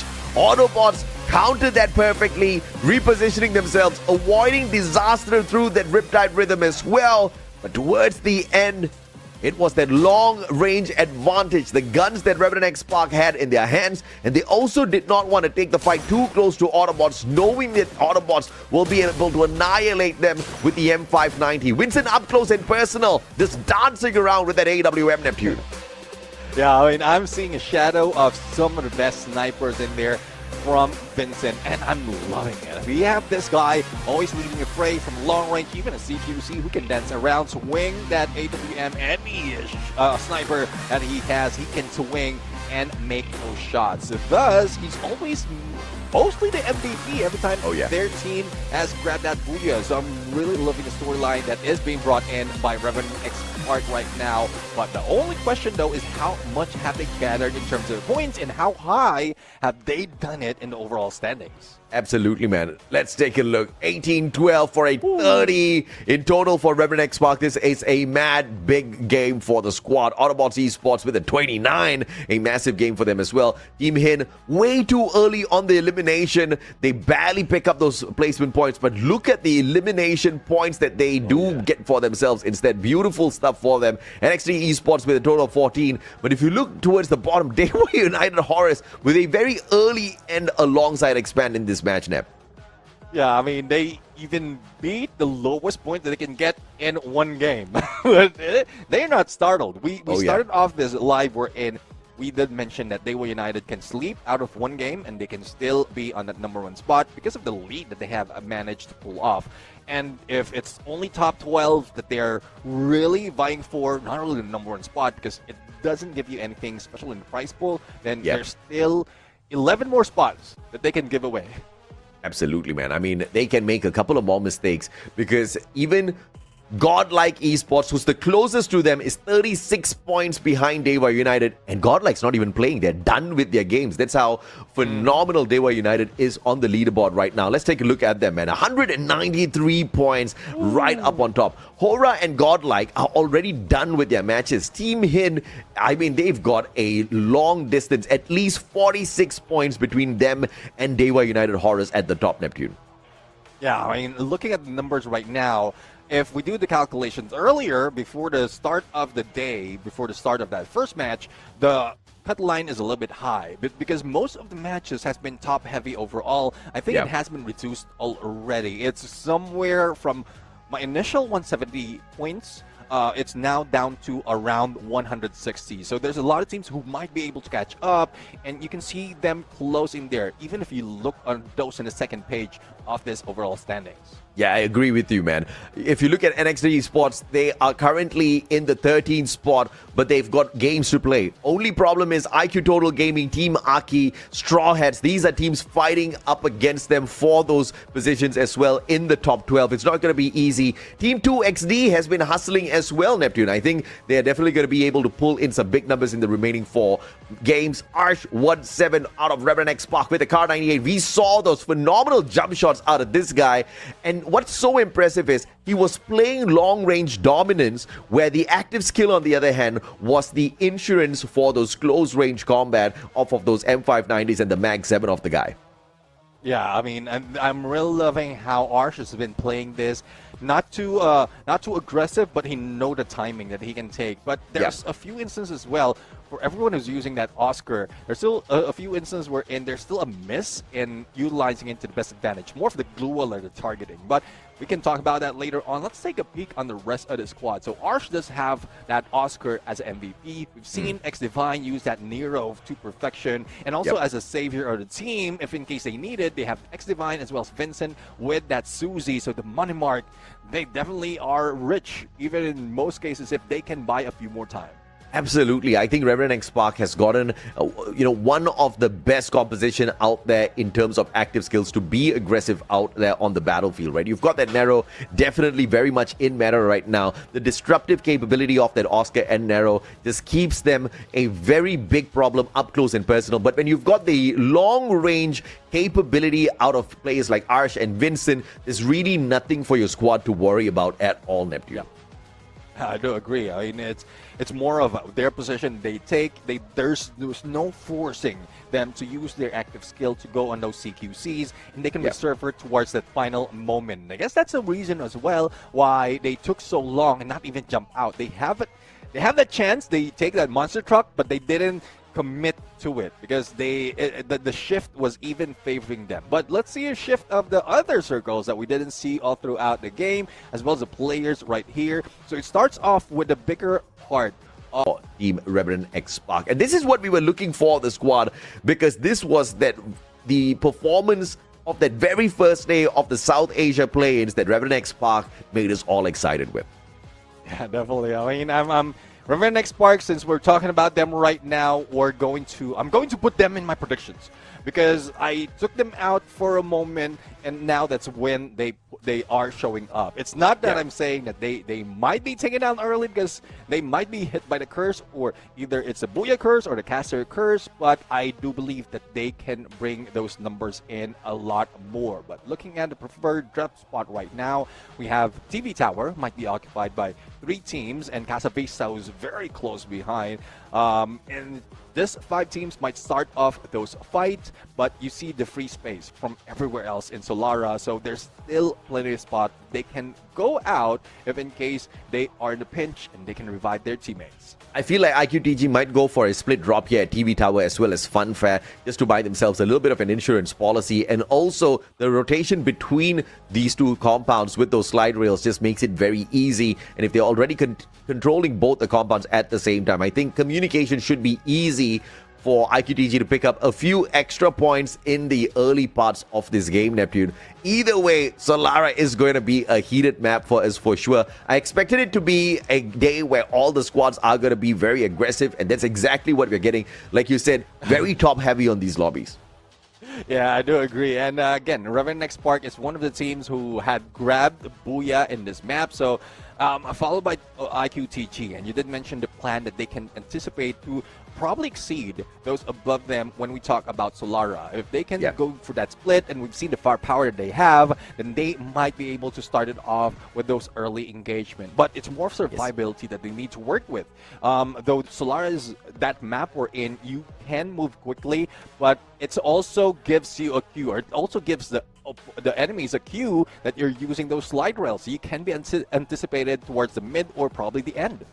I've had my eyes on Revenant XSpark and Team Hind the whole day, Neptune, and obviously throwing Dewa in there for a little bit of respect as well, right? And so far, Team Hind has been the best squad of the day, followed by Revenant XSpark. These 2 Indian squads, I was talking about how it's very important for them to really control the momentum of Dewa United, and they're doing exactly that. But I think the Indonesians are not going to stay silent for much longer.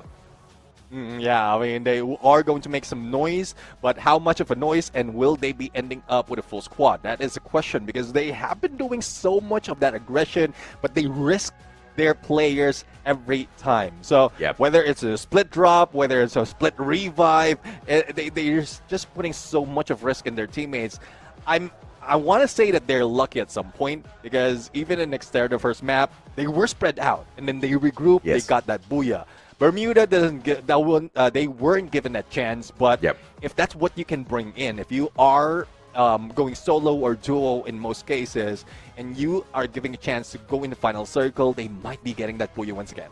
Yeah, absolutely, man. And teams that have got nothing much to lose down at the bottom, who are really looking for a desperate attempt to qualify, are most probably going to be avoiding the titans of this lobby as much as possible, right? You don't want to be coming across Dewa, you don't want to be coming across Hind, you don't want to be coming across Revenant XSpark, but these squads can afford to disturb the other teams for sure if they choose to hot drop them to farm elimination points. We geared up for this next game. Once again, it is going to be Solara for match number 3. Let's see who gets to the top with the Booyah. Well, let's see though who gets to the top with a Booyah as we fix and reset Solara in this game. The opening whistle is about to be blown, and every squad needs to step into battlefield with a chance to take over on early control. Let's take a look on our flight path coming from studio right now, heading in a little bit north of this area towards Windmill, and this is anticipation for some of the teams. They can get into Eco Drain. We've seen TV Tower were in preferred by 3 teams, but will they stick to it? Revenant XSpark with a decent drop at Casa Vista. Please bring it through, man. TV Tower is just way too dangerous. And Revenant XSpark will choose to Dinoculus scan and then go for a split drop. Okay, I like that. No! I mean, it is a little bit of an advantage here with the numbers. Akkee versus Dewa United, though. This is going to be rough for the Thai squad. Well, let's see now. It's not only the down, but the back. This early fight. Fix right now. Well, you have to lead. You have to fix something. Being chased by Shanky doesn't look good. If he can get this cover, he will be able to survive. But Shanky jumps in. That might be it. 4 fix, he might be able to go for the clutch. It's more of the movement plus that prone, but Shanky unexpectedly flank on the right or on his left and put him down.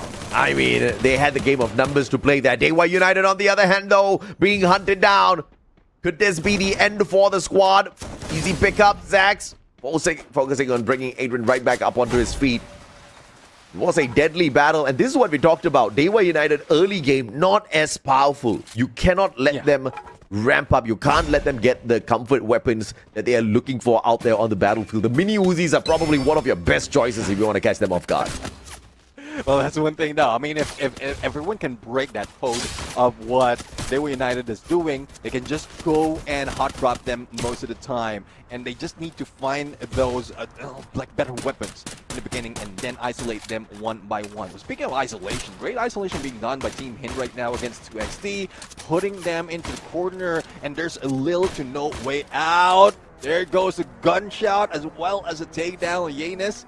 3 points already being gathered by Team Hind, and they try to spread out to look for the final player. And you saw that Riptide Rhythm used very early on. KD God knew that he had an advantage in that situation. Took every little bit of that advantage to convert it into points. iQTG versus Dewa United. Big fight on our hands here. Oh, Aztec almost capped there. Here comes Adrian Valiant Dash. Follow up with a Max 7. Beautifully executed here. That's 1 extra point for Dewa. Yeah, exactly. 1 extra point. And this is what I'm talking about. One of the player who can use that Valiant Dash in the perfect sense. Just a great distance to go for that barricade, to break down those blue walls, those barricades. Then shield down their opponents. Kiki doesn't want to be left behind with those shots, and just north to break down those blue walls with that cord. And I think they've done enough already. iQTG, though, despite of them being put down, they have recovered. But who's inserting the coin? Who's our next challenger? It's Hotshots. iQTG is still here. Hotshots moving in. They're going to be probably the distraction. And Dewa United will be able to farm a little bit more for iQTG to find this opening to escape. Unless Hotshots manages to farm off of iQTG instead. Action. Valiant Dash in hand. Uzi action. 180. Breaks his own blue wall. No! Action! Finally gets it with a backup from Hasu. Action almost messed up that one. And look at this. All those sounds calling Dewa United right towards them. Oh, Cito. Here comes the rest of the squad right now. Kiki up close and personal M590. And I thought he was just a sniper. He can do that well on a CQC. Leopio right now being shot at by Adrian.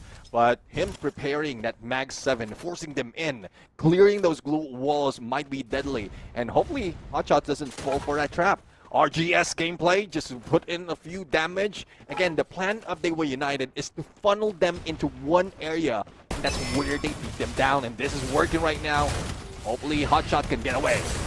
Dewa United, very confident M590 used by North. He's a player on the Aurora Vision, and he didn't even have his active skill available to him. His opponent broke down the defense, and Kiki gets an easy annihilation to Hasu, who was so busy on that revival, could not turn around in time, could not revive in time as well. How unfortunate. Yeah, I mean, it's just unfortunate. I think he's looking for that revive. Thus, he doesn't have it. He wasn't able to do it in a split second. He could have given the team a chance to survive. Team Hind, though, being eliminated. But none other than Titanic Esports. So Team Hind might not be that iceberg and then break them down. My goodness. And of course, through this run in itself, Dewa United Esports seeding 204 points.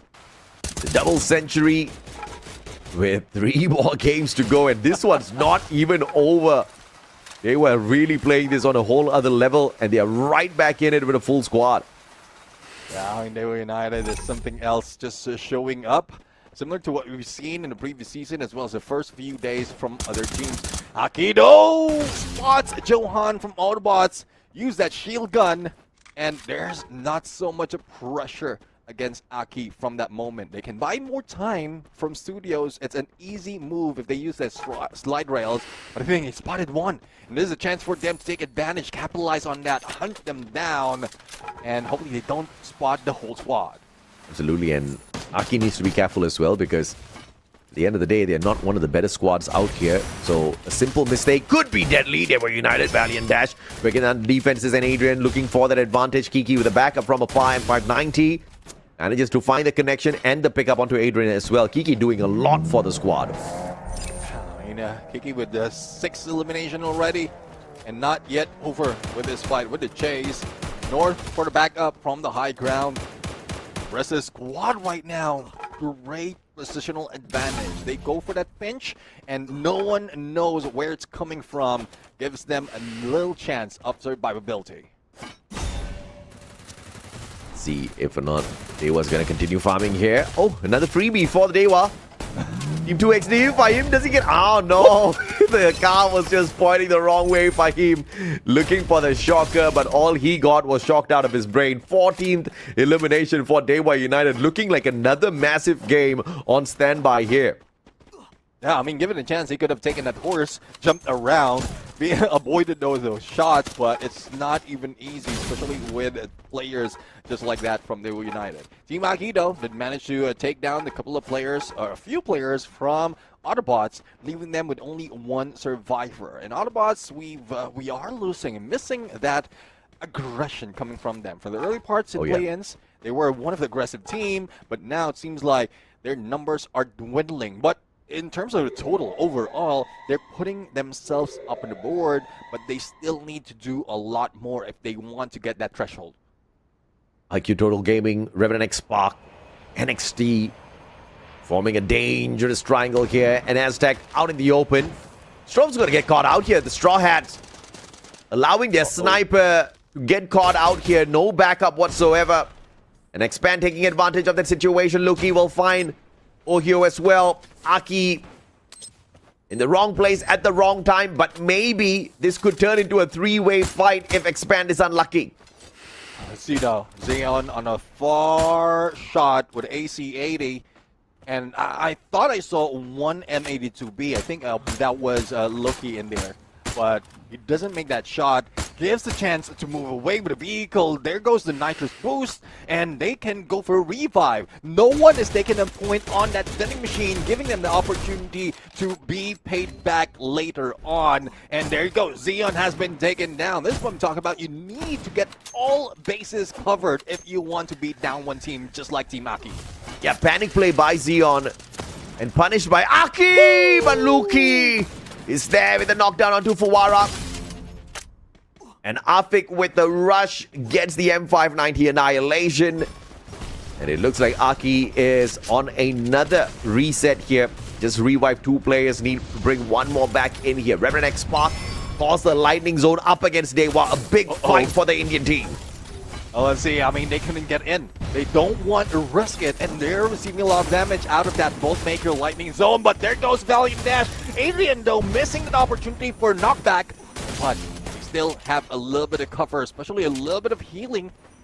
Now, will they be able to be given a chance of reset, or they just pull away? Revenant XSpark did just the latter. Wow. Been the great covers to get away from shots up Dewa United. Now, the question though is, will they fall for that chase, or will they just let it be? Yeah, beautiful disengagement, and Dewa United is smart. Instead of jumping directly, they're going to use the vehicles to find this quick reposition and just continue looting progress. A slick move by Revenant XSpark to get themselves to safety. But the slide rails might just put Expand in the crosshairs of Revenant XSpark and cause a battle between the two.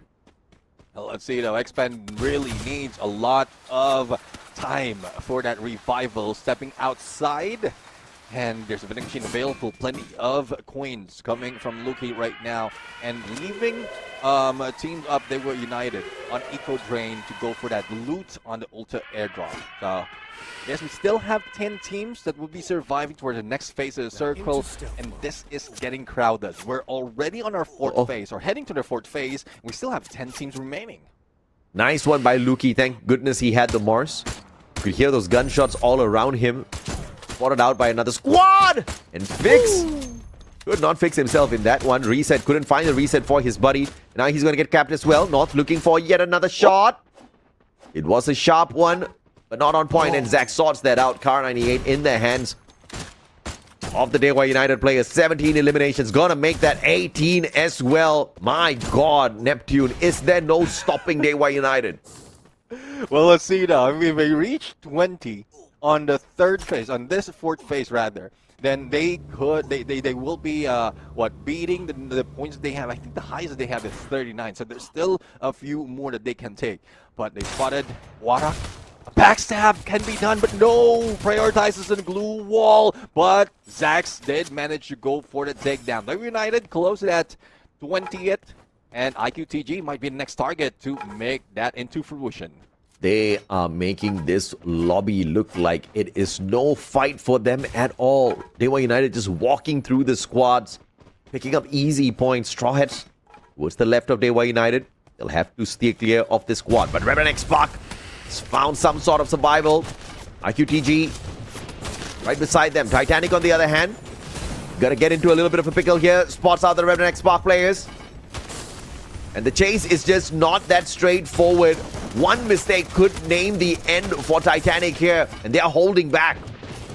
Well, let's see. I mean, they are not that confident in this fight. They don't want to make that mistake. So Titanic is just slowing down right now, and iQTG is given a chance to recover as well. Flank has been done by Expand, but outside of blue, I don't think that is smart. And they now drop into the crosshairs of Straw Hats. And they were United slowly chasing them down. A steal might happen by Titanic. This time around, knocking in the doors, trying to beat down iQTG. But those glue walls is just very difficult to beat for the moment.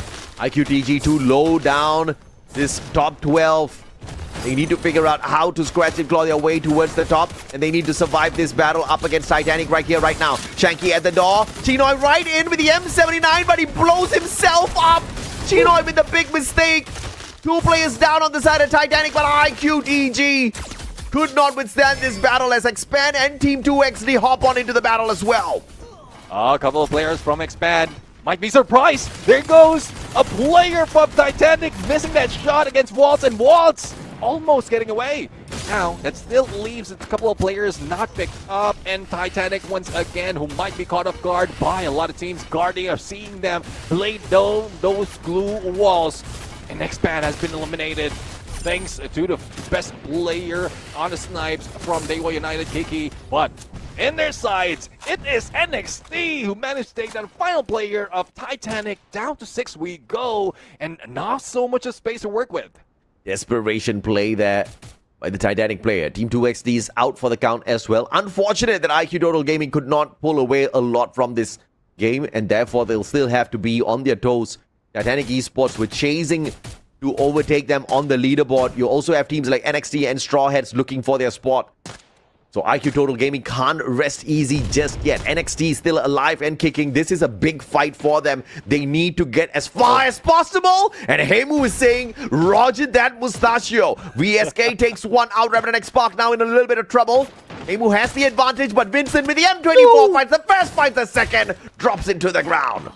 I mean, he's just anticipating the rotation, the in and out from that boulder, and Hemil will be picked up. The good thing that Revenant XSpark is not putting that much of pressure, but Ash, though, still on the ground and will be taken out. So it's 3 players from NXT. The distraction that has been coming from high ground is one team that can bring down teams like Revenant XSpark.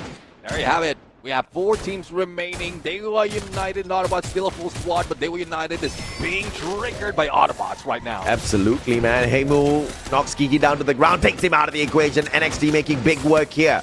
But Kunal, Autobotz, he still has got the SVD in hand. Sabotages Sabo. NXT left with their final player. Dewa United up against Autobotz for the booyah in this game. And Autobotz showing that they're not too shabby at all. The Indian squad stepping up to Indonesia. Well, let's see now. They need not to worry. They have the numbers. There goes FGL as well. But they were united. Perfect timing. Blue wall. But will they be able to survive North right now for a takedown? A payback and a trade happening, but Kunal and Mad God is trying to make this work, but Dewa United seems like they can win it. Venom the only one remaining, but there goes the shots from the other side, and this is left to a 1v1. 10 games played by Autobotz. And they don't get the booyah. NXT steals it away. Unbelievable performance. Autobotz 10 games in, still no booyah for them. And NXT, I was talking about how NXT was looking to chase Revenant XSpark, was looking to chase iQOO Total Gaming especially and overtake them on the leaderboard, Neptune, because of how close they are. And this squad made it work with the placement points this time round. Oh yeah, I'm loving the position they took as well on that high ground. A boulder that helps Hamo to take those shots, though he got knocked down, but he knows for a fact that there's a few players from their team who can go for quick pickup, especially with a time turner that has been used. Oh yeah, man. And he doesn't need to move at all. All he had to do on that final moment was wait, anticipate what's going to happen, count if there will be a lot of opponents. In the moment that he see that final player Venom, he just knows where to point, and he managed to take him down without sweating. Bro, Hemu was a monster in that final circle. He stayed away. He stayed hidden. With the VSK, he stole so many elimination points. The work was being done on the front end of the battlefield. But Hemu finished the war from right behind. They were not in the top 12 earlier. But with this game, they have guaranteed themselves a spot in the top 12 for now. There's 3 more games to go, Neptune.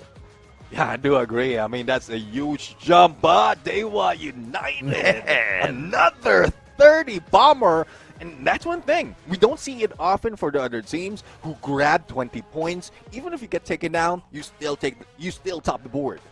Dewa translates to gods, and they're definitely playing like gods of Free Fire right now. Ooh, yeah. And they are striking some fear in the hearts of some of these other squads who are looking to just steer clear of their way. But Autobotz stood in their way earlier on, taking the fight to them. But you know what? Autobotz did not get the big win. It was NXT Esports. From far away, Hemu took the big win. A majority of the eliminations for Hemu came through in that final circle with that VSK 23. He really has to be proud of himself. But can they remain consistent to keep themselves in the top 12? That's going to be a big question. And let's check out exactly where they are sitting on, because today's standings really puts NXT in a great spot as far as performance goes.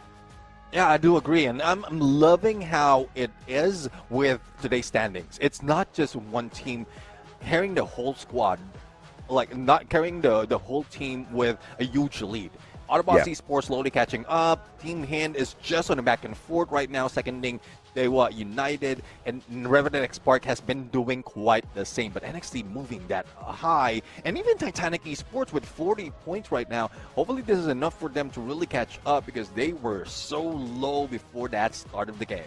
iQOO Total Gaming is the only Indian squad that's lagging behind. Even NXT now has caught up with the rest of their Indian brothers. With the Mars, Suzy, Moko, Maro, with the Mars, with the stealth bites, that's exactly what's helped him stay alive for so long and be in such a crucial position to reposition out in the open as such a crazy lobby filled with action was breaking down. With the VSK, this guy got the job done. With the Maro, especially with those long shots, he was just making it so difficult for them to pick up the rest of their team members in the midst of all of that action. And what was crazy is their opponents could not find the finishes. Hemu was finding all of them. Yeah, I mean, it's tough really to find out where he's coming from.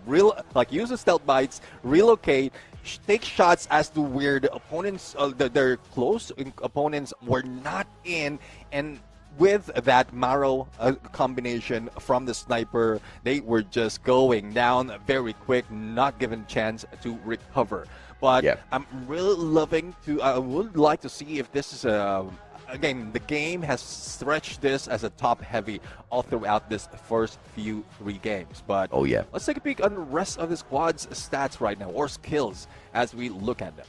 Yeah, aggressive. This is what I see out of the squad. They've got the narrow Mars as Oscar, allowing the squad to be very capable on the CQCs or the long-range combat. Wild Fox for the saving of his team members. If anything, if in case things do go south, he rocks the team booster, the only one with the team booster. Everybody else focusing on the tactical market buffs. The team booster for Wild Fox, I feel like this was such a risky play from the side of NXT, but it paid off for them in the long run. And although not very heavy on the eliminations from the rest of the team members, just with Hemu getting it done, and he's not even the sniper of the squad, man. He played that VSK to perfection. You see the 8 eliminations? The assist from the 8 eliminations came from the other squads.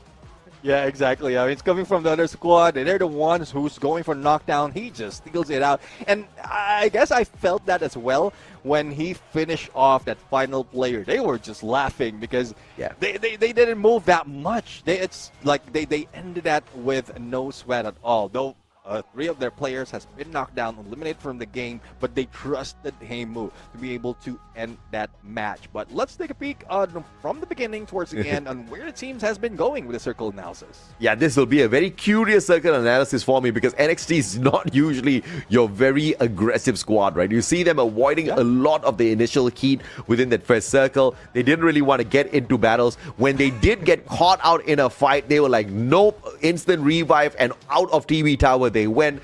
And this was just the squad that was focusing on the circle, looking for a position in that final zone, and they were so good at avoiding the engagements. But Hemu picking up 4 eliminations in that final circle when the other 2 squads were doing all of the heavy lifting, Autobotz as well as Dewa United.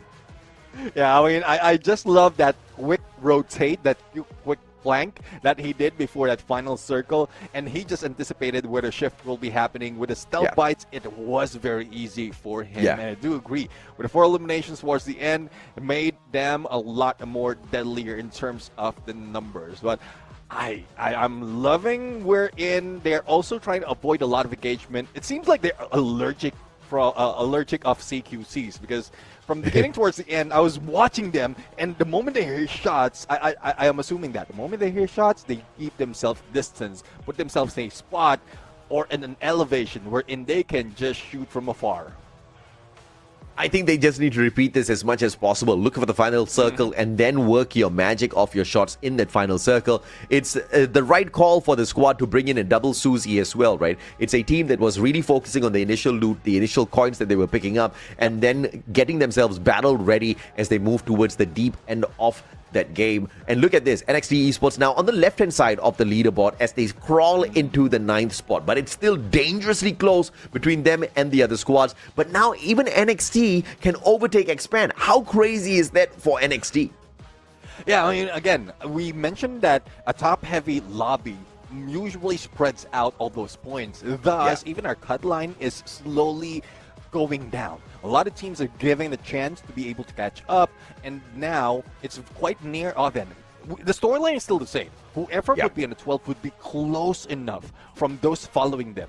Why? And that's one reason as well why it's getting more stressful.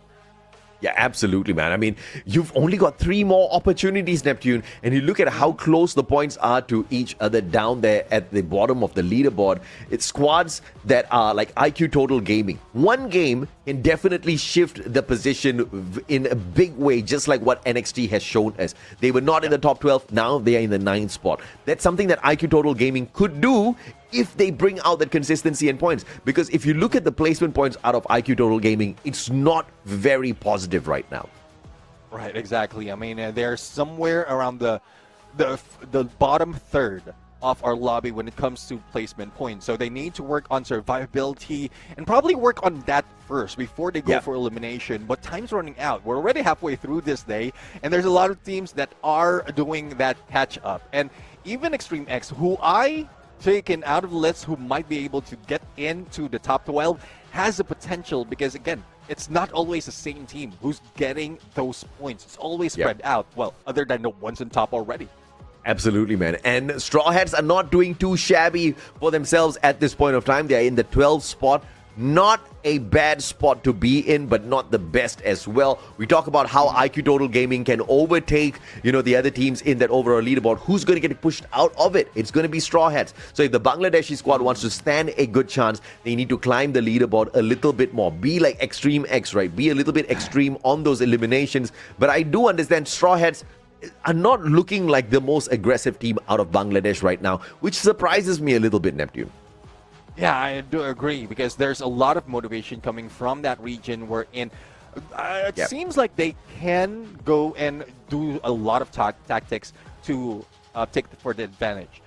They have the long-range capability. They have the CQCs as well. We've seen that from most instances from some other teams. The Straw Hats, being the champions of their region from the previous regionals, seems like they don't have that motivation just yet. They don't have that confidence just yet. Thus, they try to go and keep their distance. But given a chance, they have been beating down most of the time. But still, looking at the numbers, they have those elimination more than those coming from even the region of Southeast Asia. So I still trust they will be able to recover if they do the same thing as we're asking for. Go for that survivability with the placement points, and then deal with elimination towards the end. Straw Hats, you compare them to Team Akkee and you can see a very big difference, right? Straw Hats are so much better when it comes to the positioning towards that final circle. Team Akkee just can't seem to survive long enough. And one weak point of Team Akkee, on the other hand, is yes, they can't survive long enough, which means placement points very low for them, but they are so much more aggressive than Straw Hats. Team Akkee is getting into these early engagements, walking away with eliminations, and then ending up eliminated early as well. And the fight at the bottom can really be changed if Straw Hats gets a little bit more aggressive while still getting towards these final circles. Let's see if or not that's going to be possible. Ladies and gentlemen, boys and girls, we're going to take a quick short break. When we come back through, though, it's going to be two other whole new casters on the desk. So Neptune and I signing off for now. We'll catch you guys on the Grand Finals.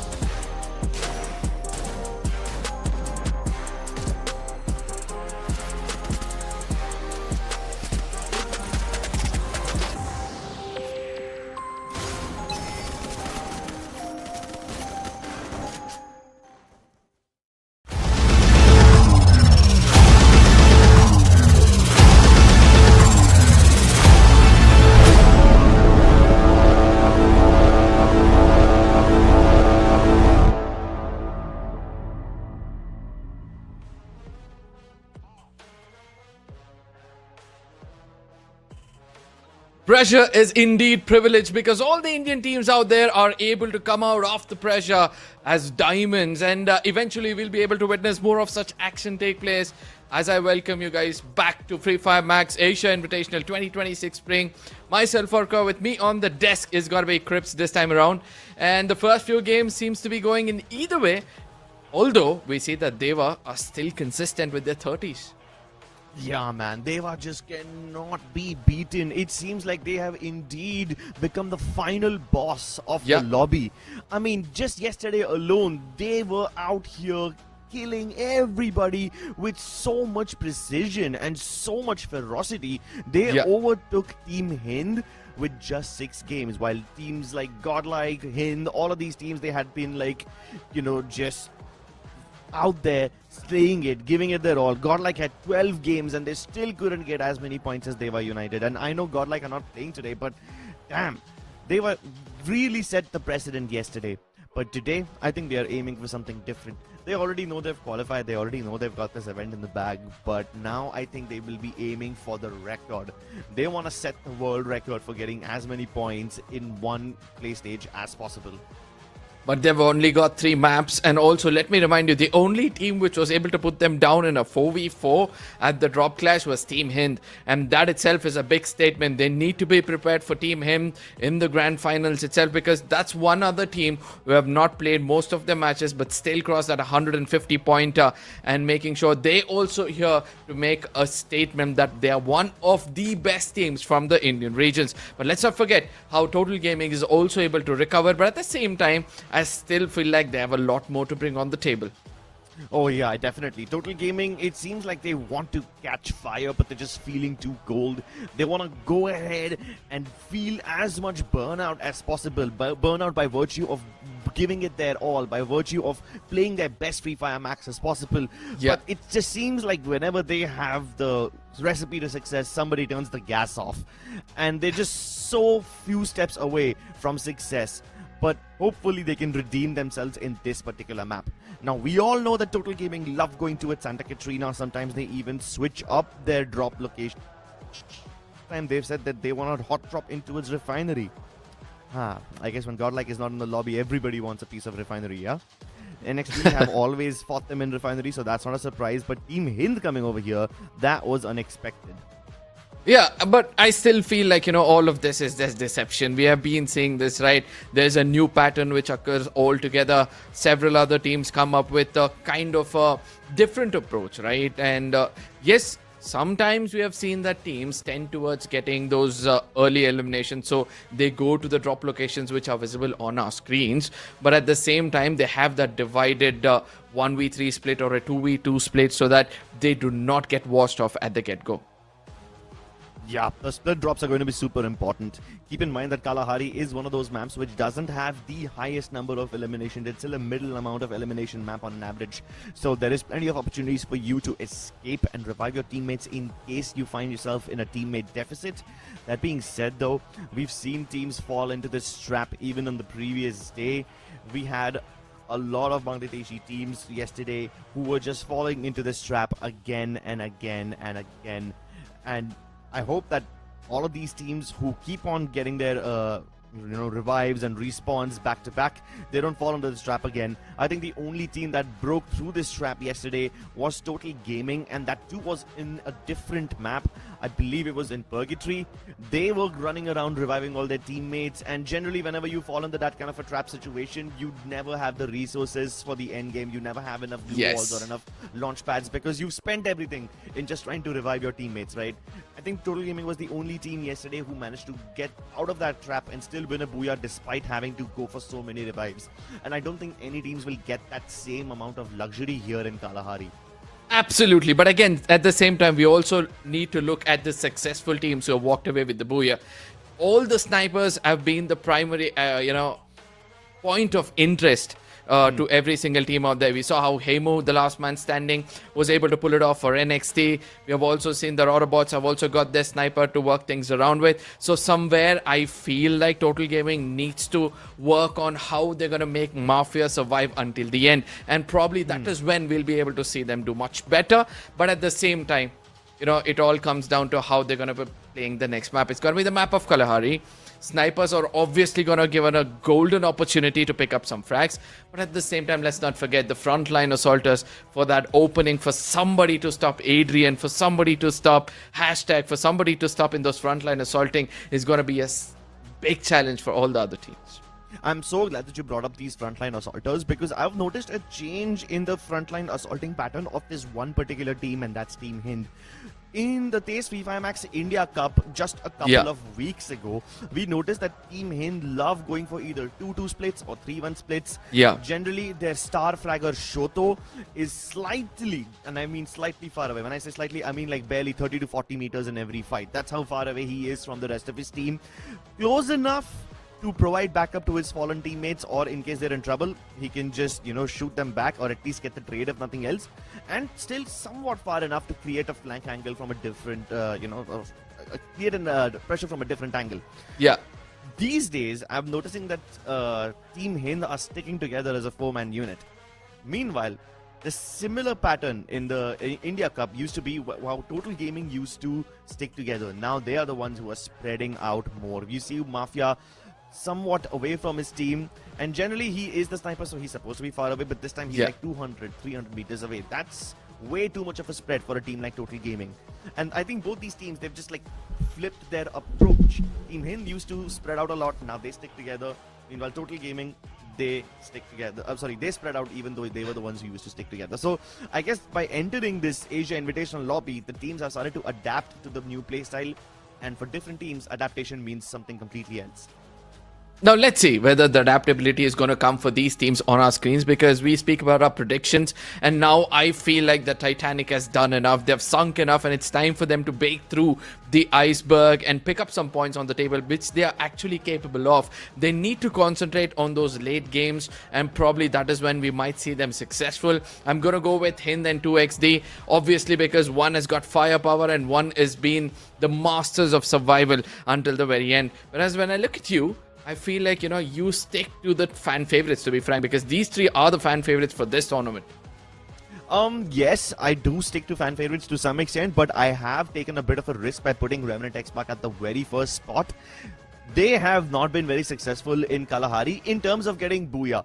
They end up getting decent amount of eliminations, almost 10 in every Kalahari game. They manage to get by hook or by crook, but they don't always manage to convert the Booyah in this map. So I think I've taken a bit of a risk by picking up Revenant XSpark as my literal first spot. Because yes, I agree, my other two picks, Dewa United and Expand, they are pretty safe picks. I don't think I've taken any risk with that. Yeah, absolutely. Now, again, for all those people who are watching back home, we would like to know which is your favorite team from your respective region. Obviously, it's because you guys will have a vague idea. And once you're done with that, let us know which other team from a different region is actually impressing you the most. Because now we're going to be heading into the next map of the day. It's going to be the deserty island where the temperature is just going to rise a bit more hotter. I know that everybody's trying to rise through the fire. Hey man, get ready, because now they'll have to rise up from the sands. Rising up from the sands, building up their own castles and putting the crown right on top of their head by stealing it off of someone else's head. This is Fire Max Asia Invitational 2026 Spring for you, ladies and gentlemen. The third last game of the day, of the main event. And very soon we will figure out who the 12 teams are who will qualify for the grand finals. As of now, keep your eyes on Team Akkee, Straw Hats, Total Gaming and Team Titanic, because these teams will probably have a lot more interesting battles over the course of the next 3 games, because they are the ones who are closest to getting inside that top 12. But the usual suspects, the final boss of the lobby, Dewa United, come out swinging as North takes first blood. Oh, they need to be careful, because when you know that Dewa comes in well prepared, that is when they strike the Horus and Psycho. He might be feeling the broth because he's the last man standing for 2XD, and he also gets taken down, and all thanks to Kiki at a distance. Don't let Kiki pick up a sniper. If you allow him to breathe, he's just gonna decimate you and the whole lobby itself. Nonetheless, we see a bit of a change in this team as well. Until now, we saw that Adrian was playing, and all of a sudden, we see a new player coming in, and iQOO, and Dewa. Let's see whether they'll be able to maintain the same momentum. That's actually a very good strategy to bring in your substitute player in a situation where he can experience a tougher lobby, but at the same time, there's no risk to you. Dewa is sitting at 227 points. There is a 70-point buffer between them and the team closest to them.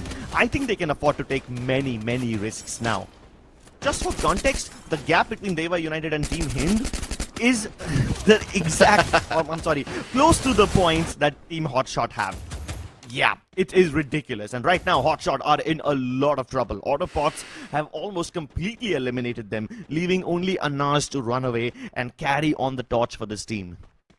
Autobotz, one of the other teams who impress us the most, but for now, Venom, he has an idea where the final player is, and he's going to be jumping to make sure he puts an end to him, and eventually he does. Hotshots get eliminated from this lobby, and let me tell you this, the Autobots are here already. Autobots are ready to roll out. Meanwhile, Total Gaming has also arrived on scene. Aztec takes down Boom, but I hope that this iceberg doesn't hit the rest of the ship, because Titanic are so close to each other, all huddled up trying to hold off that NXT force. I don't think they'll be ready to fight Total Gaming if at all they decide to third party. As of now, Total Gaming are just trying to clear out the fourth member of NXT who's playing away from the main team. That's gonna be Hemu. They find Hemu, and now NXT have also been reduced down to a 3-man roster. Titanic also a 3-man roster. 3v3 battle, a fair battle on our hands, but Total Gaming might just make it unfair. They might just tip the scales. A blessing in disguise for Titan so far was Total Gaming, and now they come in to challenge both these teams. And suddenly Total Gaming realized there's another team inside the building, and now they will look forward to, get down and probably take the fight. But let's not forget NXT, who tend to third party most of the times, will now look forward for an opportunity.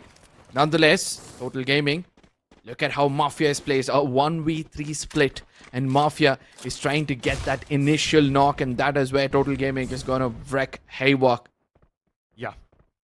But Total Gaming have all 4 players over here, though.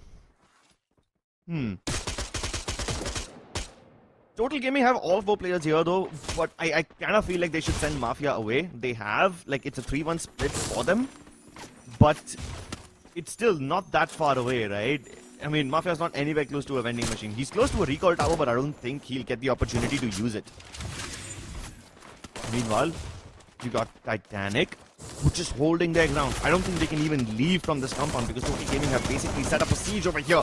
Atta goes down, and that's the opening that Total Gaming were looking for. This is their opportunity to go full, sending it inside. The lead tries to climb the tiny gap between the glue walls, but ends up getting punished for it. Chinoy gets the finish onto him, and now it's back to a 3v3. Mafia tries to get an angle. He lands a couple of shots through the window, and that's another knock acquired by Mafia. Could this finally be the end of Titanic? Will they sink over here? Shanky getting the elimination onto Chinoy as well. And despite all their best efforts, they still can't sink this ship. I'm happy because I was the person who predicted for them, and for a second I thought that I put a caster's curse on them. Luckily, we see that they had a good split. Nonetheless, Total Gaming, they've got an early start which they can capitalize on, and they need to be careful.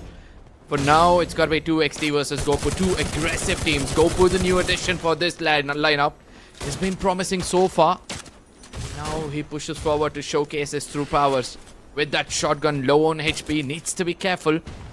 As Don't Cry is trying to find an off angle, is trying to gain information.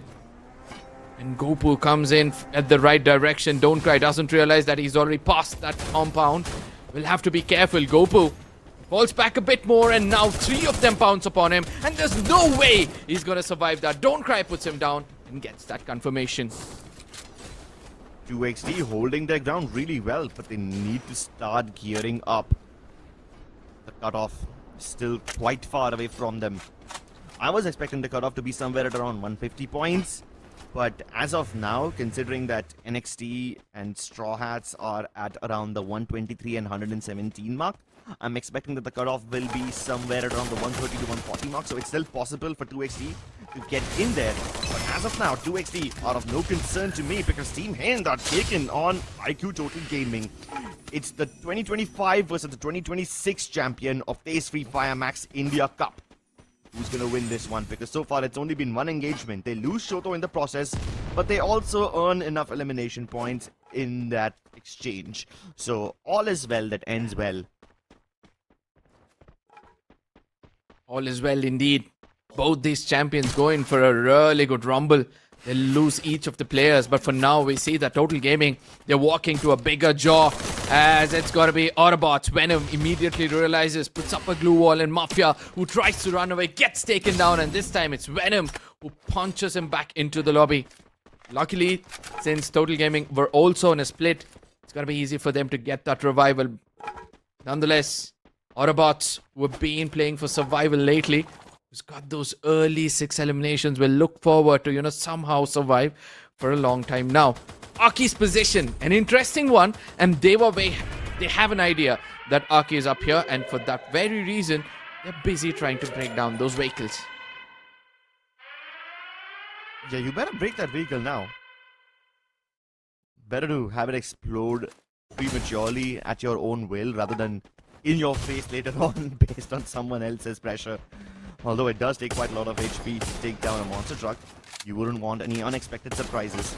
And then it can act as cover as well for you. Team Hind though, they will get cover, but Wolverine sprays down Atta.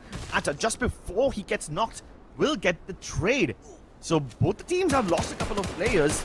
Revives are possible, but it's still a stalemate because none of these teams want to actually relinquish their position and full send it onto the other team. Titanic at the full res. KD God has recovered most of his HP, but KD God has a bunch of other people shooting at him. Boom almost got taken down. 4 takes the jump up, and that is the end of KD God. See, this is the kind of initiation we needed from somebody. Otherwise, it would be a very, very stale battle. Even Shoto gets confirmed. Burst sprays down Wolverine. Hind have been relegated down to a one-man unit. And Sahaljat has to now run for his life. Sahaljat needs to be careful because the opponents have a view upon him, and what he's doing right now is not a safe thing. Eventually, who puts him down to say, Team Hind, you guys have done enough and it's time for us to put some points on the table. Straw Hats, for once, are looking strong in this lobby. At the 12th position in the overall standing, they would want to make sure they have enough points to cement themselves in the top 12. Nonetheless, two big bulls coming close to one another. It's got to be Autobotz versus NXT. Yeah, but once again, this seems like one of those stalemate battles to me, Arka. Because NXT have split up, at least all 4 of their players are present in the vicinity. But Autobotz, I know for a fact that they're going to run away the moment they lose more than 2 players. They've already lost Mad God. Venom exacts revenge by getting the knock onto Heimu, but Mad God cannot be recovered just yet.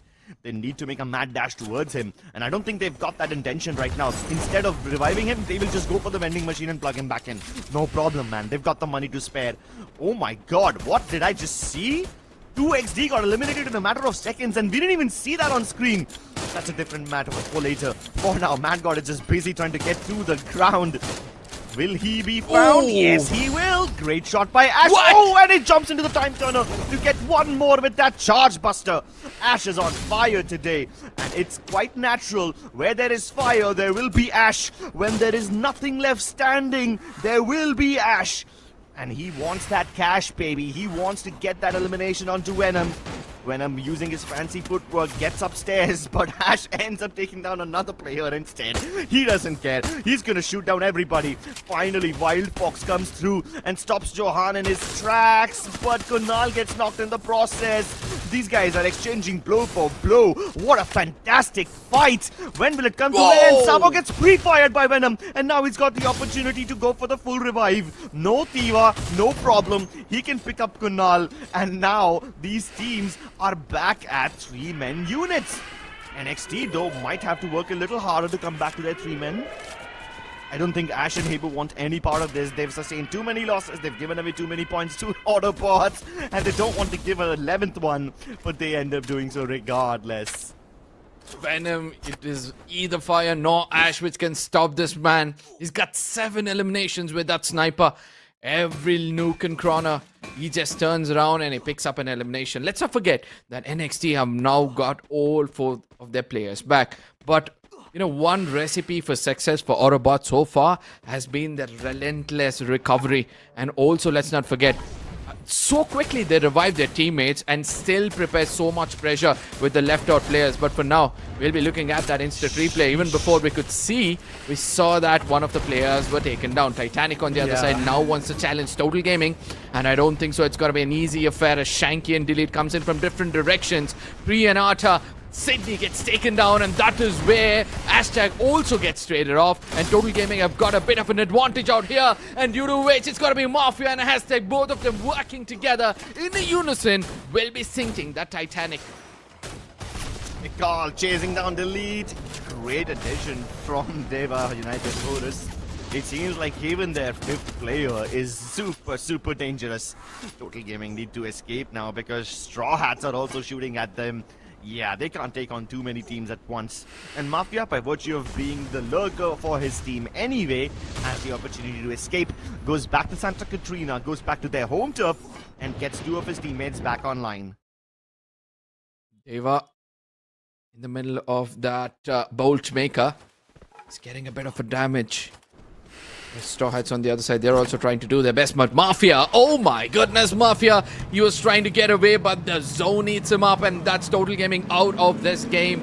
They need to be careful in how they're going to play next. Dewa on the other side, they were trying to walk in, and eventually they also get shut down, and by the looks of it, several teams who need to leave a mark out here are going to be present for the rest of the game. Yeah, and right now leaving a mark are Akkee onto Autobotz. They are sending their nades in. 3 glue wall melters already deployed, forcing Mad God and Kunal to backtrack a little bit. Kunal escapes. Oh my god, he's zooming out into the zone. It's the 4th zone, buddy. You can't tank that much damage. And Mad God certainly can't tank that damage in the open while he's walking. Fix sprays him down. And even if that wasn't enough, his teammates were shooting him with sniper rifles. Kunal just edging it up. He's just literally on the edges of the zone, tanking the zone damage, popping the heals as he's driving around. I think he's gonna find an unexpected guest over here. Lucky is going for the vending machine. He might just see it. Yep, he can see it in the elimination feed. He knows there's somebody over here, and he can hear his footsteps. Tries to go for the... Oh, I thought he would try to pre-fire Lucky first before he goes for the vending machine, but instead he respects it. He revives first, then he will chase down Lucky. Look at Kunal, so desperate for that one elimination. He immediately heads over to that position, but immediately realizes that there is RNTX, and before which they just land all the shots possible, and with the support of NXT, they put an end for the squad. All those hard work of trying to revive your teammates just go in vain. But now it's going to be AKE. They're trying to do their best, and this is the first time I'm able to see them do so much damage in the lobby and have all 4 of their players still alive. Yeah, that tradability is really good for Team Akkee today. And that's going to be a cause of concern for Straw Hats because they got a good compound now. But as the circle shrinks and more teams will start coming towards them, they will have to fend off NXT as well as Akkee all by themselves. Luckily for them, NXT is not even shooting back at them. Straw Hats are busy taking down NXT, and they've done a good job teaming up with Akkee to do so. Puwarak ends up getting one more elimination, stolen away from Straw Hats, but that's okay. Straw Hats will be not so salty about their elimination getting stolen. They've got the better compound after all. The only other team who's got a decent enough compound is going to be Revenant XSpark. And as of now, I don't think Straw Hats and Revenant XSpark will leave their compounds and go anywhere else. But the other teams will start coming towards them definitely. I just love that approach from Gopu. He puts up a glue wall by the window and he lands on the glue wall to get a view of who's inside that room. Eventually, he fails a little bit, but God, that's good thinking. On the other side, Expand. They're trying to hold on to that position. Luki, the last man standing, if he stays alive until the end, he could pull off something phenomenal. But for now, Revenant XSpark, they're like, you know, we need to put an end for this player as they push in towards him. He still puts up glue wall to buy some time. But has he done enough? Because on the other side, I see that other players are also interested to come into this fight. Yeah, Akkee definitely wants to come into this fight. They can't afford to stay out here in the open. They don't even have a reinforced UAV. All they have is a monster truck for hard cover. And these glue walls won't really keep them safe. They're about to burst anyway. Get back into the wheels, buddy. They finally use yet another glue UAV. It'll only keep them safe for the next 10-20 seconds. Oh, they find Lucky! Fix sprays him down. And that's at least another consolation elimination for Team Akkee, but still, they don't have a place to call home. Luckily, they just have to survive the next 20 seconds because the zone is actually favoring them now. The shrink shift will move towards Akkee, so as long as they can survive this next encounter, they should be good. Both Straw Hats and Revenant XSpark will be forced to get out of their compounds. Okay, I've got that vehicle as a hard cover, and they need to be careful because now Straw Hats, who have been watching both these teams, have got a complete vision. But it's good for us to say that Revenant XSpark might end up being the kingmakers in case they get washed off. Akkee still sticking their backs against that zone and making sure that they are the first one to enter the upcoming zone, whereas Straw Hats on the other side with one player down. Now the pressure mounts upon their shoulder. Revenant XSpark needs to be careful. Akkee have no clue where the opponents are, and now Straw Hats have come into a new position altogether, and they're getting taken on one after another because it's Revenant XSpark pouring bullets upon them. Pouring bullets, nades, and shrapnel all over them. Revenant XSpark have only one team that can threaten them. It's going to be Team Akkee. That's the only team that's got the high ground advantage over them. Nero plushie gets destroyed instantly, and Akkee continue moving alongside the zone. Straw Hat race Revenant XSpark towards the center, and Akkee are holding their fire for the time being. They're waiting for one of these teams to get out into the open. They don't have any more throwables left, and that could be the only win condition that Straw Hats and Revenant XSpark have going for them.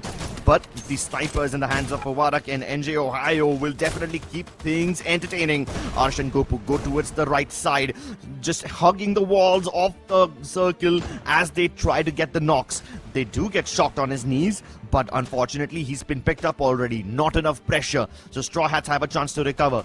It's Akkee who need to be putting all this pressure, but they've literally run out of throwables, so they have nothing to break down these blue walls. And now they've used up their only Riptide Rhythm left, which means they won't be able to use it for at least another half a minute, unless they've got a Rocky or something equipped.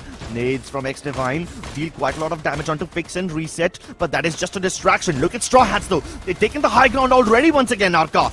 Oh, it's important for Revenant XSpark to push these two to get into a fight. Akkee realized that Revenant XSpark are far away from their reach, and now that could be a breathing space. Suddenly they changed their mind, and now they're trying to push towards Revenant XSpark as they are healing themselves. And look at what happens on the other side. Straw Hats, who have healed themselves now, are trying to, buy as much time as possible. I don't think so it's going to be an easy one. Revenant XSpark needs to decide whom they're going to challenge first. And Akkee yet again goes in for a different rotation. Straw Hats as well. All these three teams are trying to avoid fights, but ultimately the zone is going to push them to the center. Yeah, but they're all just running circles around the zone, man. It's like they're going around the entire circle playing tag, playing a game of chase. But right now, finally, Akkee have chased down Revenant XSpark. They close the distance between them. Fix strikes first, takes down Vincent. Reason tries to go in for the jump shot, using even the grapple to get the advantage, but Arsh takes on NJ Ohio, and Revenant XSpark might just be able to survive this encounter. Akkee go down. Arsh comes through with the clutch, but now he's trapped in a 1v4 against the Straw Hats, and it looks like freedom will be theirs after all. Straw Hats will be able to claim their booyah unless Arsh can pull off a miracle, but he's just running for his dear life, and it's Nil who finds him. Straw Hat get the booyah. My goodness, the first of the booyahs for Straw Hats out here, and this could be the beginning of more to come. What a beautiful game that was for them, especially in the final circle. The way all these three teams were trying to get away from one another, I was like, okay, probably, they are trying to come into that statement, my enemy is my friend. But again, Straw Hats, they just make themselves in a position where they cannot allow Revenant XSpark to move further. And that is where we saw that the story was different. And the final moments on our screens, this is where Akkee, they realized that now they need to push, and Revenant XSpark, they did not have space to move around. Yeah, I think none of these teams had space to move around. And when I say around, they can't move into the circle. All they can do is just hug the edges and run circles around it. It's like they were playing a big game of chase. And finally, it took Team Akkee's initiation to actually close in the distance against Revenant XSpark. Otherwise, RNDX could have continued just running forward. Unless they ran out of blue walls or something, which is probably why they stopped over there.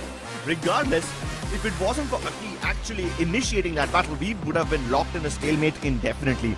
Finally, Akkee and Revenant XSpark lock horns, which results in mutually assured destruction, and then Straw Hats swoop in to take the win. Straw Hats, a much needed booyah. With this, they might get a little bit of a push in the overall standing. They might come up a little bit, but this deal is still not done. They need to be consistent from here on, because it all comes down to those teams who have already got 30+ pointer in several other games. Straw Hats for now have got 28 points in total. Akkee on the other side, 2 points shy, but still they've got a good job. Autobotz, who tried to survive, they were more towards that eliminations, have got 17 for themselves. Expand yet again goes for 17, but look at the bottom of the table, Crips. That is where disappointments have started to show up.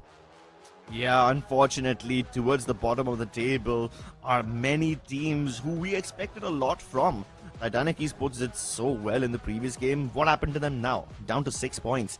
Even Team Hind, for that matter, they were in the top 3, and now they just get 2 points? That's unfortunate. Dewa United Horus humbled at 11 points, but then again, who needs points? Dewa United definitely don't. Total Gaming get only 12 points in this particular game, which is not enough to put them into the top 12. Pandora Stars still just 1 point ahead of them. But given the way things are going, I am kind of concerned about Pandora Stars. I think they will be left behind by iQOO Total Gaming and Titanic Esports. Now, also speak about that cutoff point, right? We were thinking of 130 or 140, initially thinking that Dewa United might continue their domination since they are unable to keep up that consistency. Now we are able to see that, the numbers are increasing. 123 is what we look at now, and we have still got 2 more games to go. And somewhere it might end up towards that 150, and that is where those teams who have already played those 12 games, like Pandora Stars, as you correctly pointed out, I still believe we can add Extreme X also in that, and they might get eliminated. But for now, this is the MVP of the game, Nil, with 7 eliminations, 2089 damage. That's as clinical as he could be. As clinical as you could be.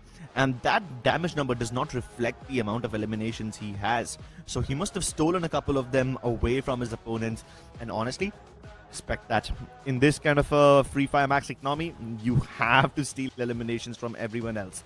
But since he's using the Nero along with the Tiva, Olivia and Nikita, it seems like he kind of wants to go for a little bit of everything. He's also got the Beast equipped with no Alvaro. Okay, I thought that was a weird combination of abilities that Nil has, but then I see Enhance Hammer, and that's weirder. I have barely seen anyone use that Enhance Hammer, but hey, if it works for them, then so be it. So Nil is trying to do a little bit of everything. That's why he's the designated support player of the team. But then you've got players like Shocked with Oscar, J-Beebs and Joseph clearly being the rusher. Even Who and X-Top for that matter, not using anything out of the ordinary. So their abilities are more or less streamlined except for Nil. Yep, but the damage speaks for itself. Everybody have contributed really well as a team, as 2000 damage is the average where most of these players have got for themselves. 4, 2, 1 and 4, 1, 7 and 4 are the eliminations they've got respectively. So a decent game for them, but I wonder which among these teams actually took all those fights, especially fights in every single circle. I know that Dewa United is one of those teams who look forward for it, but nonetheless, look at how Autobots have rotated from all the way from Refinery to Bayfront, and then coming back to Refinery, and then they make it towards the command post, and that is where they find troubles. Yeah, but it seems to me like trouble finds them. Because everywhere they go, there's some or the other team waiting to take them down. I mean, up until the last second, Straw Hats, up until the 5th circle, they didn't even have a place to call home. It was a rather unfortunate affair how they had to keep running around. And even though they got only like 1 or 2 eliminations across the 2nd, 3rd and 4th circle, it's still fine, because by the time they got to that compound, they already had all the advantage they needed. Then they just needed to win that ring around the rosy battle in the end. For Revenant XSpark, it was a completely different affair though. They won their drop clash, got 3 eliminations in the 1st circle, and then absolutely nothing. 1 straggler elimination in the 4th circle, which I'm guessing they probably didn't even, commit too many resources to. They probably just stole that elimination away from someone else, and then they just fought in the end. So Revenant XSpark basically having a drop clash and then nothing for the except for the final fight.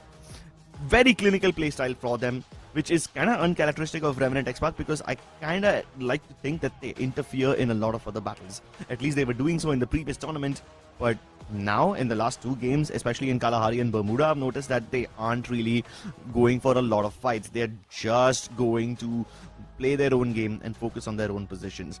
And which is why I'm surprised to see Revenant XSpark in Mount Villa. Why? I mean, Revenant When XSpark, have we right? ever seen them go to? When have we ever seen them go to Mount Villa?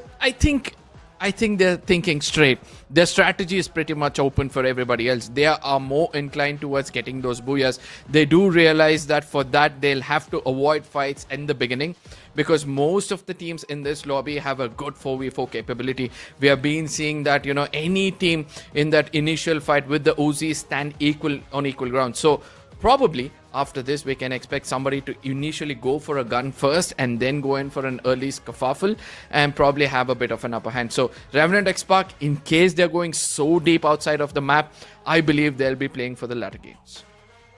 Yeah, I definitely think that Revenant XSpark are trying to think of the long-term process right now rather than, going from game to game. They're thinking of overall macro more than micro, which I can respect. It prepares them for the finals, and it is kind of obvious that they will be making it to the finals. I don't think they're in as much danger as some of the other names like Straw Hat and iQOO Total Gaming over here, which is why I wouldn't be surprised if they end up in your predictions. Are they in your predictions, by the way? Do you think? Nah, they're not. Well, I would have picked Revenant XSpark if it was anything other than Purgatory. If this was like Nextera or if this was like Bermuda, I would have picked Revenant XSpark as one of my predictions because they're focusing on that overall macro. But I picked up NXT over here because Purgatory is their strongest map, so I go with the safer picks based on the map choices.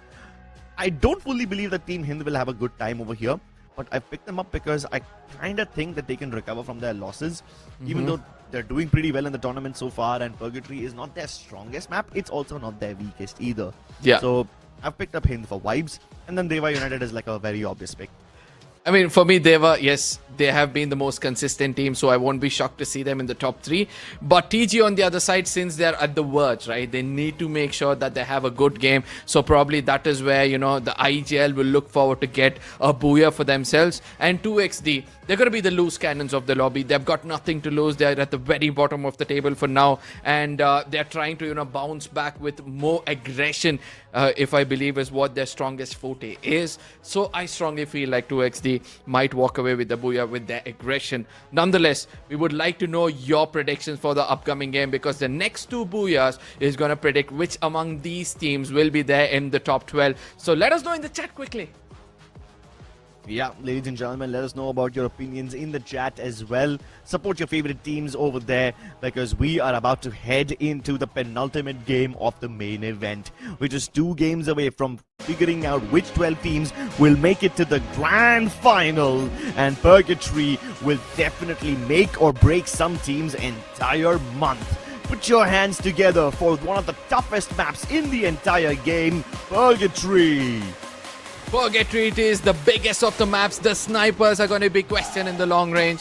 The short range frontline assaulters will also have to pick up at times, but nonetheless the flight path for now from Lumbermill towards the crossroads, giving every team an opportunity to go challenge each other at the drop location and eventually get some early elimination points.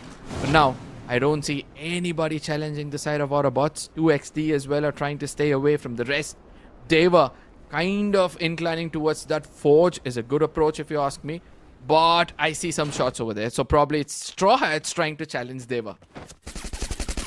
Straw Hats and Dewa, I don't think this is a good match.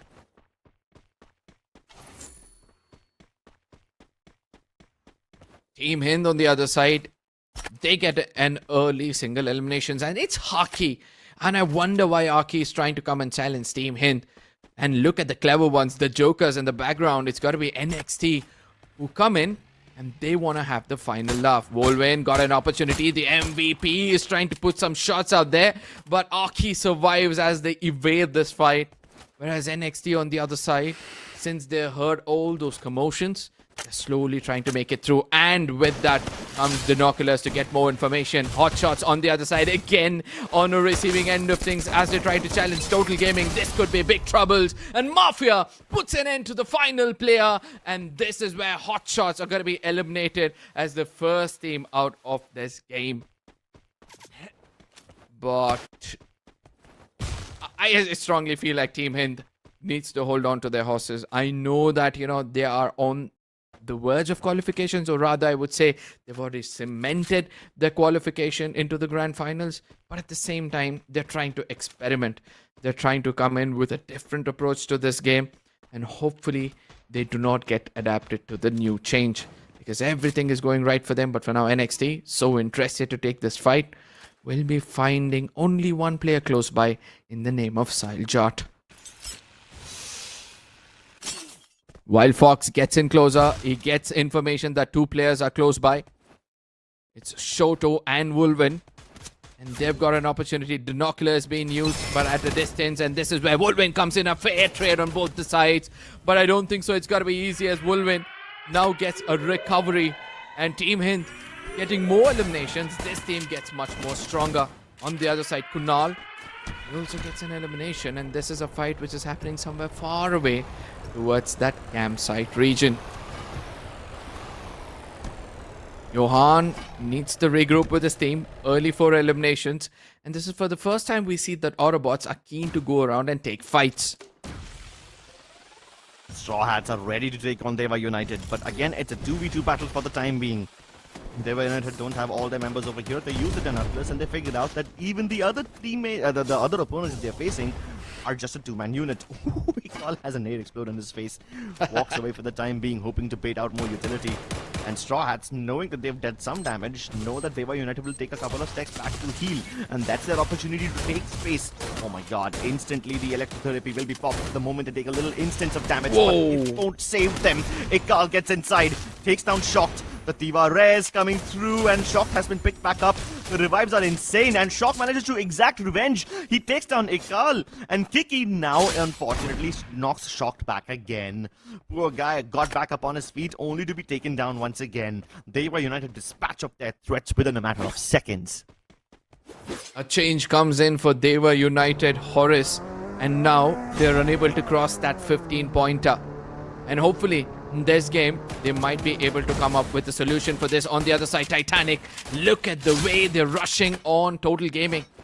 That shows that even they are desperate to get a booyah, and with that, some amount of eliminations to add on so that they also make it into the top 12, which is looking very hard if you ask me, because they've got 107, and the team at the 12th position has got 20 points more than them. Whew. Seems like Autobots are doing well for themselves now. Unaware about the threat looming on the horizon. Wait, they just got shot. Kunal took damage, and now he knows, guys, there's someone on Ski Lodge. And that's Venom's cue to start providing Overwatch to his teammates. He starts shooting at North. Oh no, wait, Venom hasn't shot North yet. It's still the main force of Autobots who are shooting at him. They don't know that Venom is up there, and now finally Venom strikes. And by the time they realize it, it's too late. Venom should be able to get that confirmation. Look at how smart Dewa United are. As soon as they realize this could not go their way, they immediately fall back. And that's not shying away from a fight. That's a re-strategy that they're trying to come up with. But Autobots, they come in closer. It's a fair trade coming on. But Dewa, they're getting pounced upon as 2 of the players gets converted. It's going to be the final player at a distance also getting taken down. And Dewa United, as they get eliminated, that's more points for the rest of the lobby to pick up. The second highest team takes down the lobby leaders. Dewa United Horus knocked down by Autobots. It's robots shooting down an Egyptian god. And it seems like the next battle is going to be on the southern side of Brasilia. Very close to Fields and the Arsenal. This is the spot which is quite powerful for Expand. It lets them have all the resources in the world when it comes to their weapons. It has a vending machine as well as a recall tower quite close to it. And it's got a zipline in case they need to change islands, which I think they will need to. The circle has just moved, and let's see where it goes, because right now it's still somewhere across the 3 islands. But if it shifts towards the mainland, then teams like Team Hind and Akkee will have to go the longer way to rotate. Because Team Hind, if they rotate in via the central bridge or the zipline, they will run into iQOO Total Gaming. Same with Akkee for that matter. They are very likely to make landfall in towards the main island unless NXT also have the same rotation path and then they end up clashing with NXT. That would be different. Oh no, the circle is still indecisive. There's still plenty of landmass on all 3 islands available over here, Arka. Although I do think that the final circle will be somewhere in Brasilia itself. You can never tell. Circle is a cruel mistress. Belongs to no one. I want a water circle. I want to see all of these teams fight for it.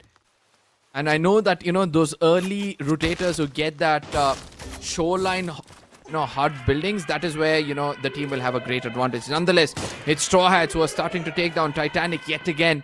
After losing nil, since they're sticking themselves to those vending machines, they'll be getting an easy revival.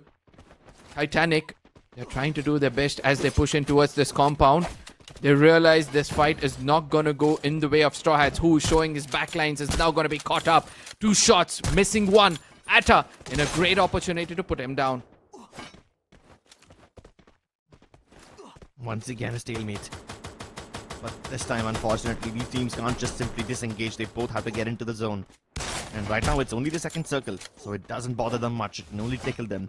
The moment this hits 3 out of 8, the moment the next circle pops, the damage will be too much to bear. And at that point, you will have to start wrapping up this fight as quickly as possible. Pearl gets taken down. This could be Straw Hat's cue to go inside, but the moment they try to close in the distance, Booms takes down Who. And that's amazing. Back down to a 3v3. Shocked has a lovely angle, and Titanic know that they need to be wary of this one. They've got Chinoy looking towards Shocked and hoping that nobody else is going for the flank. Lands the shot onto Atta once again. 109 onto Per. Oh, he's just dealing damage, man. He still can't get the elimination just yet. And even if he gets the elimination, I'm pretty sure someone on the other on Titanic has the Dewa equipped. They should be able to get the res back. Titanic fall back. Good. Yeah. Yeah. I think it's a clever move if you ask me, because they know that they can revive a teammate, and since it's a vending machine, they can buy whatever is required to sustain a bit more longer. With Straw Hats under pressure of the zone, now they'll have to fall back inside the circle. Whereas now we see that Autobotz and Team Hind are trying to come close to one another, whereas Fahim has already built pressure on Autobotz, and this could not go their way. Autobotz once again find themselves at the mercy of Team Hind. They get the res onto Mad God, but it's in no use. Shoto and Sahil Jot invade that time turner instantly. Team Hind are merciless today. They wipe out most of Autobotz already, and they just want to see where Venom is now. Oh, they find him. I just spoke about him, and Sahil Jot destroys him with the Winchester, leaving it all in the capable hands of Kunal. Mafia, one of those players well known for his sniper skills, is now being held back a little. For sure, Total Gaming will look forward to get a booyah in this game. They've got a really good control of this circle and a hard compound for themselves. And guess what? Now they're busy trying to pick up as many information as possible, looking around to see where the teams are coming in from. Revenant XSpark on the other side. It's Vincent, one of those snipers you need to watch out for in this lobby. Looking forward to take down at least one player as they make it inside the circle. Yeah, but do actually have plenty of space to make it into the circle. They can roam around the circle's edge on the northern side and enter the more urban area of Brasilia. That being said, though, they will be forced to relinquish that area soon enough, because the circle will most likely end up in the open. Total Gaming have the double house right there. That cluster, which Team Hind are also eyeing, will be contested later on as we shift towards the 5th circle. But for the next 4.5 minutes, Total Gaming should be safe. Titanic, on the other hand, I don't think they have anything to worry about just yet. NXT are on the beach.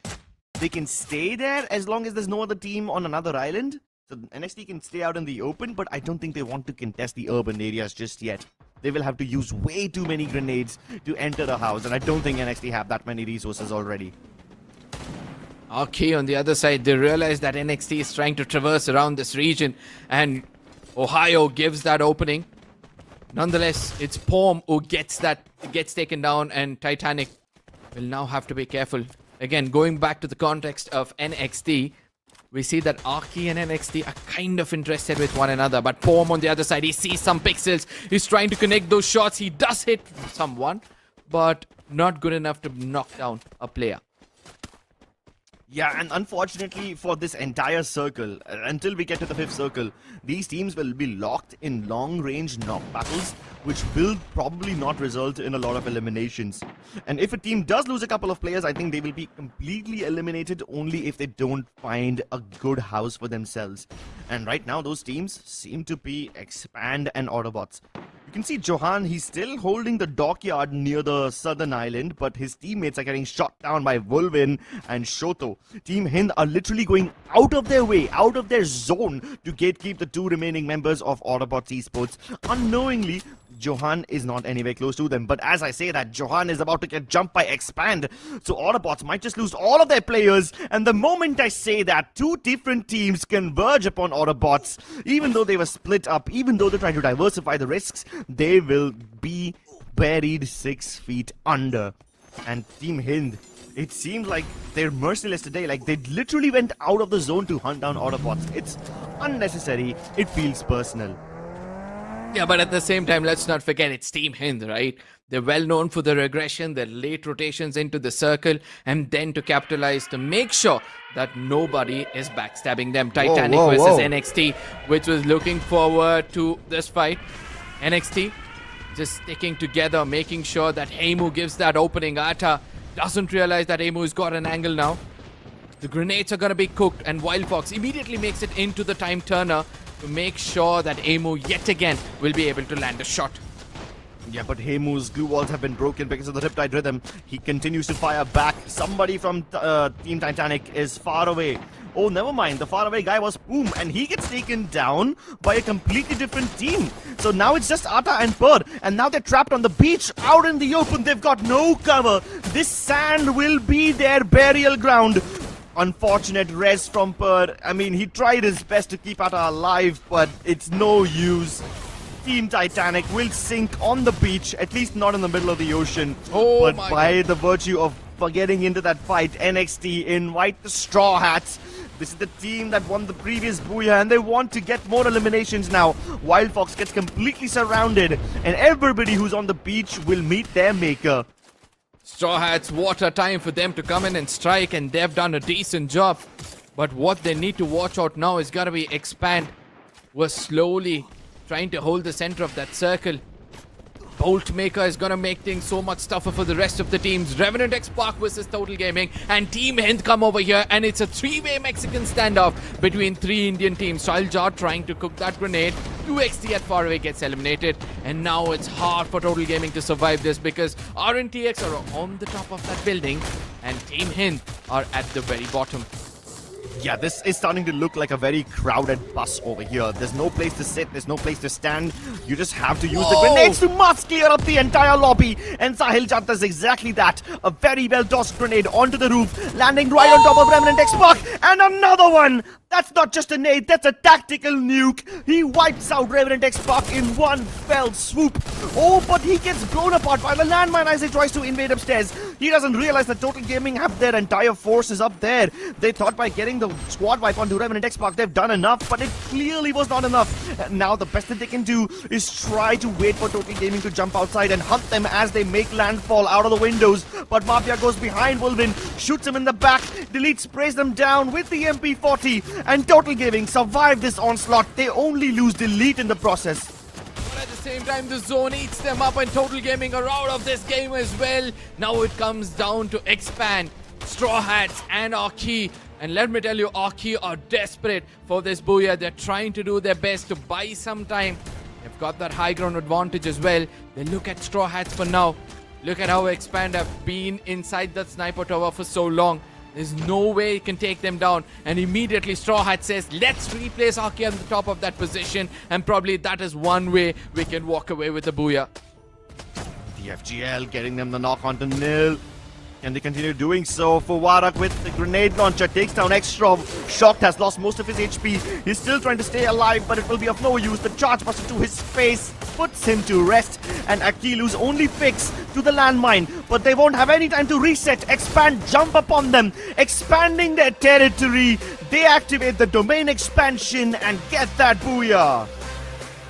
Loki, finally good to see him dance and smile. This lad has always been that sunshine for the team. Look at him, just making sure that, his presence is known. Let's not forget there was a joke which was cracked out there, and Neon is just laughing. And ultimately, Expand realized that this was a much needed booyah for them so that they don't feel left out of the lobby. Peek on the other side says, we are on the top for now. Expand finally having some reason to smile. They were doing really well on the first day. And today they seem to be struggling a little bit, but finally with this booyah, it seems like they've established their authority and they are in a good position to contest in the grand finals. But will that actually take them through? We will find out when we see the points. For now, all that I can see is Expand using their opportunities really well. As soon as Akkee finished that fight, Expand jumped right in. And you know that Akkee are known to use that electrotherapy, so they can reset pretty quickly. They have multiple Tivas equipped as well, so Expand know that they cannot allow Akkee any time to reset, and they jump in when the moment is right. They strike when the iron is hot, and they get this booyah. Expand so happy with the performance, and with this probably Expand have also got that golden ticket into the grand finals. And I wonder how many teams are left out and who's fighting the hardest to make it into the grand finals. For now, in this game standing, we see Expand with 23 points, obviously at the very tippity top, but Team Hind, the mere domination of getting those eliminations is going to put them at the second position, and they've got 22 points for themselves. 22 points is pretty respectable for Team Hind. Expand also, with only 11 eliminations, get up to 23. Akkee, regardless of the difficult situation that they were stuck in, they only get 8 eliminations. I feel like they've been fighting way too much to get only 8 eliminations. Total Gaming, once again, keeping up the consistency, this time getting 16. And even Straw Hats doing a very good job in the last few games of the day as they continue to get 10 plus points every game. 16 for them once again this time. Does that put them in the safe zone? I bet it does. Look at the top 12 now. Total Gaming have overtaken Pandora Stars, so this should be the end of the journey for them. Titanic Esports still in a bit of danger. One more game to go, and they need to make a big leap to get inside the top 12. GG Instinct, yeah, they've got no chance. However, Team 2XT and Hotshot Esports having less than 100 points, it seems like the opportunity is slipping away from them, and there is nothing they can do about it. Total Gaming, Extreme X, Revenant XSpark, they seem to be safe for now. Unless somehow Titanic Esports make such a big jump that they end up overtaking Extreme X, I think they should qualify regardless of whatever iQOO Total Gaming have to throw at them.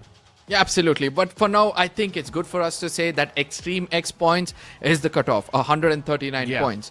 Because if anybody tries to overtake them, then and only then will they be able to make it into the top 12. But let's not forget that we have still got Titanic, who need at least 25 points, if I'm not wrong.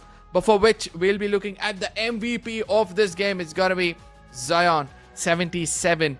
Who's got 5 eliminations for 1,882 damage.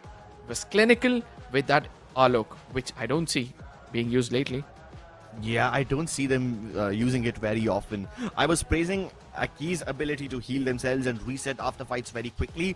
Well, there's only one way you can beat a team that heals that fast. You equip Alok, bro. You equip Alok. I'm pretty sure that Alok is not the only healing ability they have. I'm pretty sure they've got an electrotherapy over there as well somewhere. So we will find that out in a couple of moments. But for now, using Alok and Joseph, it makes you the most self-sustaining player in the lobby. The only thing that would make you slightly more dangerous is if your teammates have repositioning abilities, and that's exactly what they do. Look at that. They've got the Oscar and the Morse. And Luki, he uses the Morse as a survival tool rather than an aggressive tool. So he can reposition and get angles onto opponents very quickly. Watts, he's the only person in the team who actually plays aggressively. The captain of the team leading from the front. Meanwhile, you've got Afik and Zion basically acting like super healers for the team. They activate that Cassie's electrotherapy as soon as Waltz takes a little bit of damage. And look at that, Afik. I mean, I don't know why he's called himself a Russia. He should definitely be support. With only 430 damage and 0 eliminations, Afik does the valiant job of keeping Volts and Lucky self-sustained and healthy. I guess this is the composition we might see of Expand when it comes to them activating the champion rush and looking forward for a booyah, because this makes sure that this team tries for survival, tries their best to hold the center of the circle, especially in the final ones, and get a booyah for themselves. Let's not forget that Akkee as well was one of those teams who tried to come into those shorelines, even though I was kind of disappointed that the final circle was not in the waters. It was no less than an entertainment. Yeah, but the only team who's traveled more than Akkee is going to be the Booyah Baggers Expand, because they started in campsite, went all the way up towards Moat House, then went towards the western island, and then went towards the southern island as well. They stayed near the beach for so long. They literally stepped foot on all 3 islands of Purgatory, roaming around the outskirts of the map, trying to get the best insertion point possible, which has the least resistance. And even at the beach, you saw teams like NXT getting wiped out. You saw teams like Straw Hat struggling over there on the beach. Guess who stepped onto the beach but did not struggle? It was Expand, because they timed their entry into the circle so well. Yeah, absolutely. And this also shows that how teams are trying to avoid fights after the first circle. There's barely any fights which took place in the second or third one, though it was nil, and again coming back to the fourth, they were forced due to the circle, and probably we can expect a same kind of an outcome in the final map as well, because most of these teams have now realized they have qualified and they'll try to train themselves to get a booyah, so that becomes easier for them in the grand finals. And this champion rush condition, the kind of mindset it is trying to bring out for all these players, it's just phenomenal. You need to shift from being aggressive and suddenly to being defensive. Exactly, and this ability will also be tested tomorrow in the champion rush condition. Your ability to adapt will be tested, and this time the ability tester only limits itself to the map. It's going to be NXT, ladies and gentlemen, the most aggressive map in the lobby, the map which has the most highest eliminations on an average. That's going to be the final fight. And it's only fitting. It's literally just the most fitting thing that could happen to a main event like this.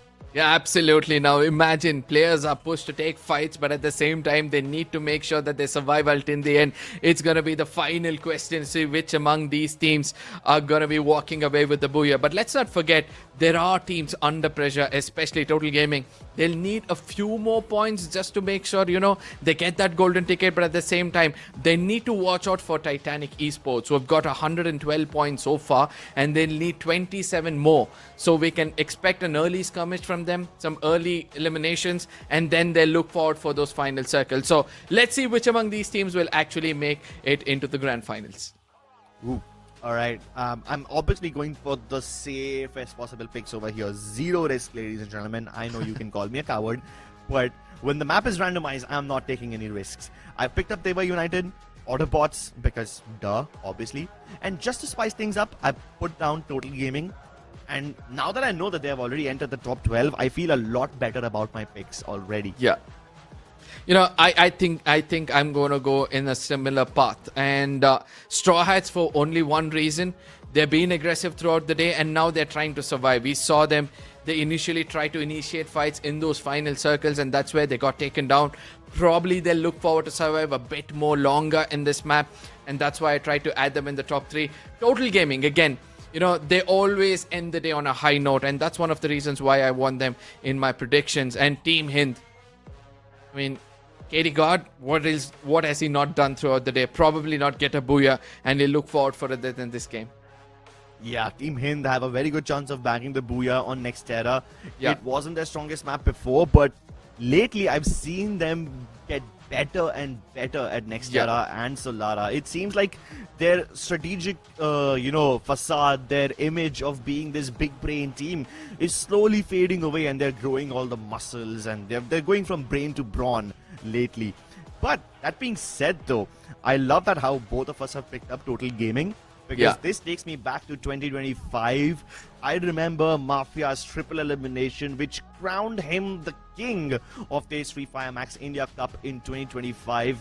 And If somehow they can just invoke that matching again, then our total gaming predictions will start to make sense. But for now, ladies and gentlemen, we need to focus on the teams who are struggling to get inside that top 12, and the only team that can stop them is Total Gaming. What's gonna happen in next era? Will they actually make it to the finals, or will their dreams be shattered? We will find out in the most aggressive map of the lobby. Oh, aggression it is, but at the same time, I've already told you guys, pressure is privilege, and that's what the teams at the lower half of the table will be looking out for, to try to match that pressure. But at the same time, I think that flight path might be making things a bit more interesting, because I see a little bit of a skewed path towards the southern western side, starting all the way from Mud side, ending towards the museum region. And those who want to take that fight towards the Twin Bridges or the Intellect Center will have a lot of neighbors, as they can watch them fly far away. But for now, Deca Square, Autobotz are all alone over there. Titanics on the other side have got a new neighbors around them, and it's got to be Hotshot who are trying to pull them down as they go down as well. Oh, NXT versus Revenant XSpark off drop. And it's a full commitment fight. No splits. Headshot onto Ursh by Sabo. Doesn't net him the knock though. At least they found all the weapons. And Revenant XSpark now finally have enough room to escape from this little hotspot in case they don't want to commit all their players at once. Unfortunately, NXT already lose Heimu. That's okay though. They can get him back instantly. I feel like they probably didn't even need to use the vending machine. Just, stay alive for a couple of more minutes and you should be good. So while Revenant XSpark and NXT are fighting each other over here, you've also got another fight brewing between Team Hind and iQOO Total Gaming.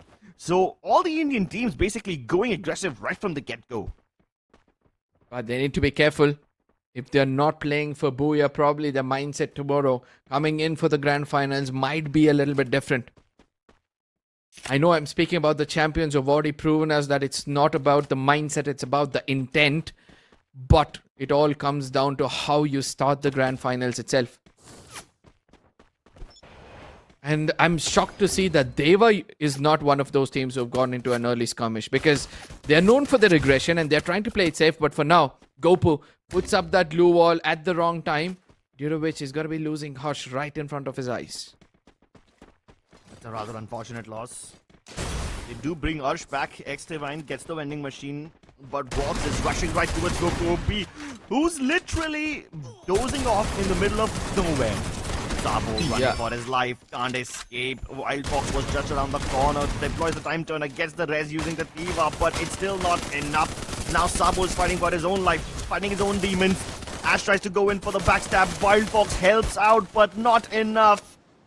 Luckily, they've got the res onto Heimu yet again, and they just keep on getting these vending machines and putting them to good use. It feels like NXT have infinite lives for now. NXT, I like this approach. Seriously, I love this approach from their side. But again, this time they find Akkee in front of them. The fire coming in from a different region, but Shock seems like he has an answer for them. Puts down a player. Now gets a quick revival as well. Gonna be Shocked who's trying to fall back. Straw Hats need to be careful. But at the same time, there's another fight. Shocked puts down another player, and things are looking really good for Straw Hats. Yep, Straw Hats with 7 eliminations are on the way up. Still need to do a lot more though. Team Hind also following close behind them with 6 eliminations only. Sahil Jat putting up the 7th on the board now. They have tied up with Team Straw Hats. Oh, Shock should definitely be able to see Autobotz by now. X-Drop takes the shot. VSK does net him some damage, but not the elimination. And Nil finally opens fire with that cord. Kunal goes down. Autobots lose their IGL. And they might just lose a lot more if they don't make it in time. Yeah, the movement saves them just a little bit. Total Gaming have got 3 points for themselves, and they're no more at the very bottom or on the 12th position. It's going to bring them higher, and that means now Titanic will have to rise up. In case they're looking forward for the grand finals, they'll have to make sure that they get 27 points. For now, they've acquired around 4, and they need 23 more to do the math right. Yeah, I'm going to leave the match to you, bro. I'm not even touching those numbers with a 10-foot pole. But Mad God wants to touch hearts of his opponents. Oh, Venom blows his heart out. Lovely shot. Straight to the torso. So that's another elimination for Autobotz. They've got Grab Labs in control. And they know that somebody else from Straw Hats must be in the corner.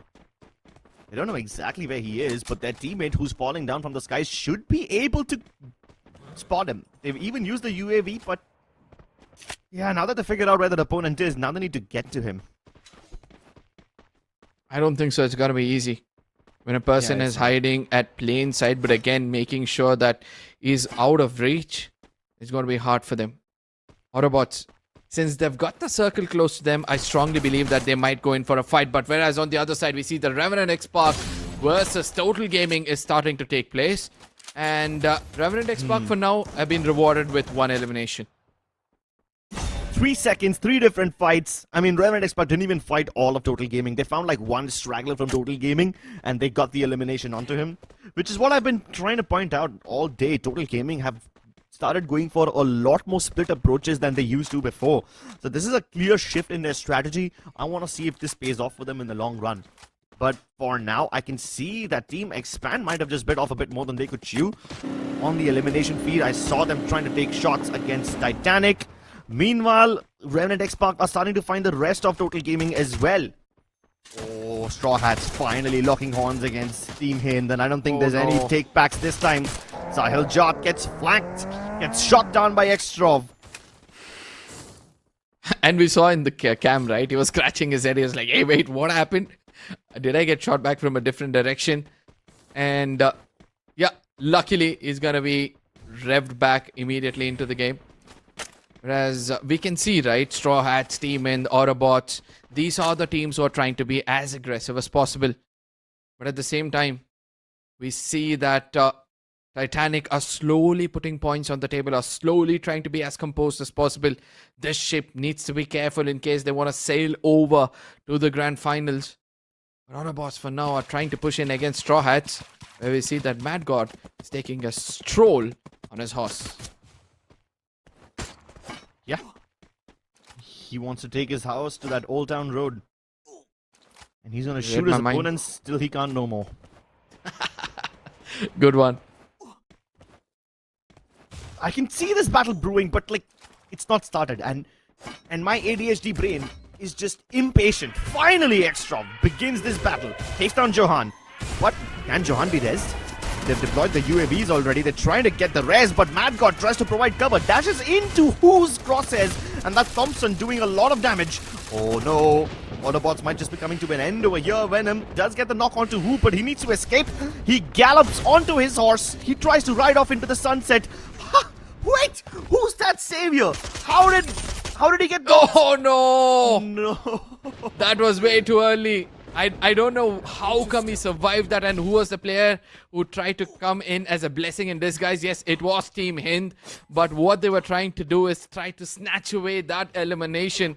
And eventually Team Hind, once they realize that now they've got an opportunity, they pounce upon the weakling, as it's got to be Stroll trying to run away from this position. Team Hind, they've got 10 eliminations. They're looking aggressive.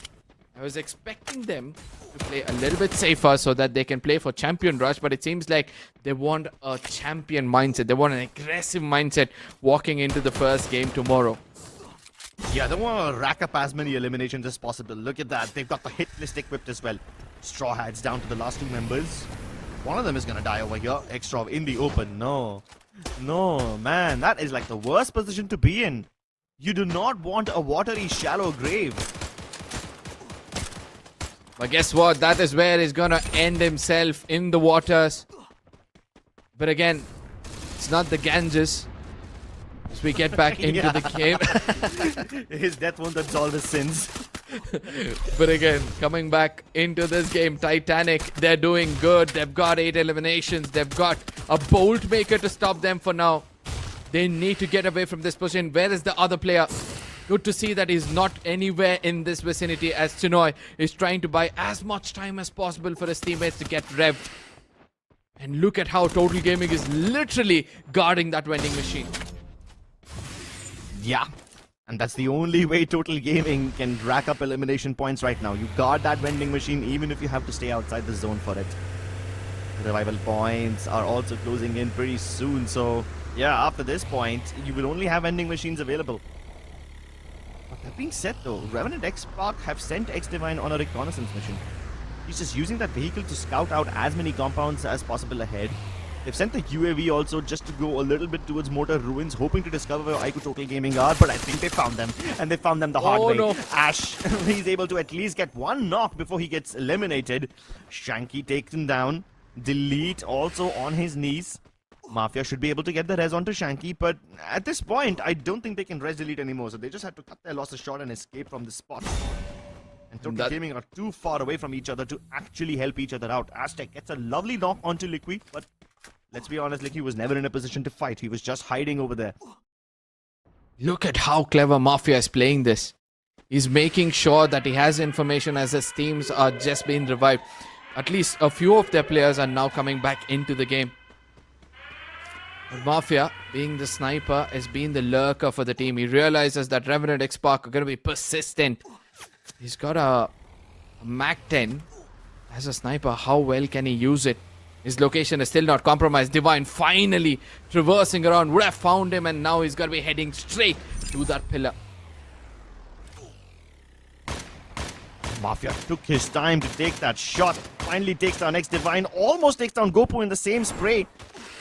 Riptide Rhythm used. Will that be enough though? It seems like Gopu's trying to get the res onto X-Divine, but he can't get the confirmation. No, not in time. Arsh finds him. Yeah, and all of Mafia's patience did not net him the result that he wanted. Not even a single point to show for it. But Team Hind, they're using their grenades to perfection once again. In the previous game, we saw how Sahil Jat entirely wiped out Revenant XSpark with one nail. And this time, he's using that power against Team Hotshot. But action is the savior. The M249 and the Trogon keeps his team alive. And the Team Hind is out. This is where Total Gaming heard that commotion, and now they want to enter the boxing ring to see whether they can land some shots. Action puts up a glue wall, but the Riptide Rhythm comes in on time, but Action was clever enough. He puts another one for safety as he gets a revival. But is it enough as Leopio is being taken down? And the last man standing for this team is trying to buy as much time as possible as he also gets taken down. His teammate is going to be mid-air trying to find the nearest vending machine. Oh my god. Expand. They've got Revenant XSpark in the open. Great shot by Xeon. Quick scopes onto Vincent. Ursh goes in for the quick res, but he can only get X-Divine up. It's too much. Team Revenant XSpark can't out-heal this. Xeon and Ash make quick work of them. Titanic still survives, and that is where my eyes are. They've got all 4 players up and kicking. They've got 10 points in the hand. They need 5 more, and then all of those placement points they can put up. Whereas NXT trying to be as aggressive as possible. Whereas far away we see that Total Gaming are involved in another fight altogether. This time it's Expand. Shanky comes in closer to take down Affik, and he'll be doing it with no problem whatsoever. But from a distance, there's another player putting him down. It's gotta be Ashu, who doesn't realize that Mafia's got an angle on him. Very low on HP, and the Bolt Maker is going to do more damage. Mafia immediately falls back because he realizes now it's important for him to go in for the revival. Yeah, but Hasuex also needs to go for the revive. He doesn't have any means of doing so. And Mafia only has enough money for Aztec. Picks him back up. He should be able to out-heal the zone, and Mafia should be able to get back in cover unless Hasuex finds him and ends his journey. Meanwhile, look at this massive cluster. Titanic and Straw Hats. Oh my god, it's so poetic, isn't it? Straw Hats are a bunch of pirates canonically in the One Piece universe, and they are fighting Titanic. It's a battle of pirates versus a cruise liner ship. Things could not be more poetic. But which one will sink? Which one will swim? It all depends on this gunfight which is happening on the edge of this window. Straw Hats block it with the glue walls, and they try to find a flanker angle around the other side, but they can't use those flanks because the moment they step out, other teams will start shooting at them. Extra with the Winchester lands the up close shot onto Core, and this should be the opening that they were looking for. Nil spraying Helter Skelter. Shocked is able to get down Atta, and Boom from a distance can only watch as his teammates die right in front of him, but maybe he can avenge them. Another shot onto Who, and he's able to get the avenge for his fallen teammates, but now he's getting targeted by Total Gaming. Aztec and Mafia both land right next to him, and Boom has to reprioritize his targets. Even Hasuex is right around the corner. 1v2. Hasuex takes a bunch of damage from Boom. The Riptide Rhythm use forces Hasuex into the open, but it's Boom who steals the elimination away, and Heimu finishes him off instead. The Titanic has sank, but have they crossed the line? This is something we'll have to wait and watch. Total Gaming on the other side, it's Mafia and Hashtag. We were speaking about this, right? You need to bring your sniper in the final circles, and that's what Hashtag has now done. He's got that deadly Groza X as well, and probably now they'll try to play it for the late games. I hope they have a great, launcher for themselves, a mini launcher, because now they'll have to fly inside the circle where Straw Hats are trying to restrict them, and it's the solo player Nil. They've got a recall tower. Hashtag, are you serious? Are you going to go in for a recall? That's what is he trying to do. No, he gets an angle. He puts down a player. It's a 2v3 situation, and NXT, they're busy taking down players. Yeah, they take down Dewa United. Horus. North is running for his life. The last member of Dewa United takes a bunch of damage. Wildfuck wants to end this spree right here and now. He wants to put the lobby leaders to rest. And now it's NXT who have the better chance of winning. 2 versus 3 against Total Gaming. This could be the second booyah that they've been looking for. They managed to get their first booyah by a stroke of luck. Now they want to prove that it wasn't luck. It was consistency. It was proper avenge. Wildfox gets that last shot. And NXT get yet another booyah. Absolutely, they're going to be happy with this performance, and they're walking into the grand finals with smiles on their face. Team NXT, the Joker has the last laugh. As Heimu, all he could do was see his teammates decimate the lobby, especially Wildfox in those final moments. Such a great job. And as says, here are some flaws to our opponents. And hopefully, we'll be able to see such good smiles in the grand finals as well. Woo. Let's take a look at that replay once again, ladies and gentlemen, because this was absolutely phenomenal. Aztec shoots down Nil, and that's the last member of Straw Hats taken down, which puts Total Gaming in a very convenient spot. Now NXT were busy fighting Dewa United in this corner. They chase down North to the bottom of that room, and when he's cornered over there, they put him down and under. And then they make sure that Total Gaming don't have any room to work with, corner them and corral them into this little house, and then they use their shotguns to perfection. What a game this has turned out to be. We expected some high action to take place, and we witnessed it. It was entertainment through in and throughout. It's NXT who walk away with the final booyah. And let me tell you this, with this team also has acquired 2 for themselves. There are several teams who have done this, but it's only Dewa United Horus who have got 3, and that's a big statement within itself. NXT, they do make big statements. 2 booyahs on a day where Dewa United Horus is also in the lobby, and wiping them to get the booyah, that's incredible. A series of amazing decisions taken by NXT which net them the booyah, but it's still Straw Hats who were on an elimination spree, getting 25 points in total with 18 eliminations. Now that's super impressive. iQOO Total Gaming and Dewa United Horus both tied up with 13 eliminations each, separated by only 1 placement point. And then you've got Expand, who also have a good amount of eliminations to their name, 15. And they're tied up with Titanic Esports. Very well distributed lobby over here in Next Era, because even up until the 9th spot, you've got teams hitting double-digit points. I mean, I had 3 names as my prediction, right? Team Hind, Straw Hats, and TG. I'm happy to see that all these 3 have got good eliminations under their name, because that is the kind of approach I was expecting from them. That have some good points and then try to play for the final circles. Nonetheless, we see that, these are the teams, especially Straw Hats, have not disappointed me like how Team Hind did. And we'll be looking at the overall standings for now for the day. And let me tell you, this is the overall standings for the day. or rather today's standings, and Dewa United Horus yet again have crossed 100 points on a single day. Amazing stuff by Dewa United Horus. I think the only thing more impressive than their 101 points today was the 159 points that they managed to acquire yesterday, putting their total up at somewhere around 260 points. 260 points in 12 games is ridiculous. It's super impressive.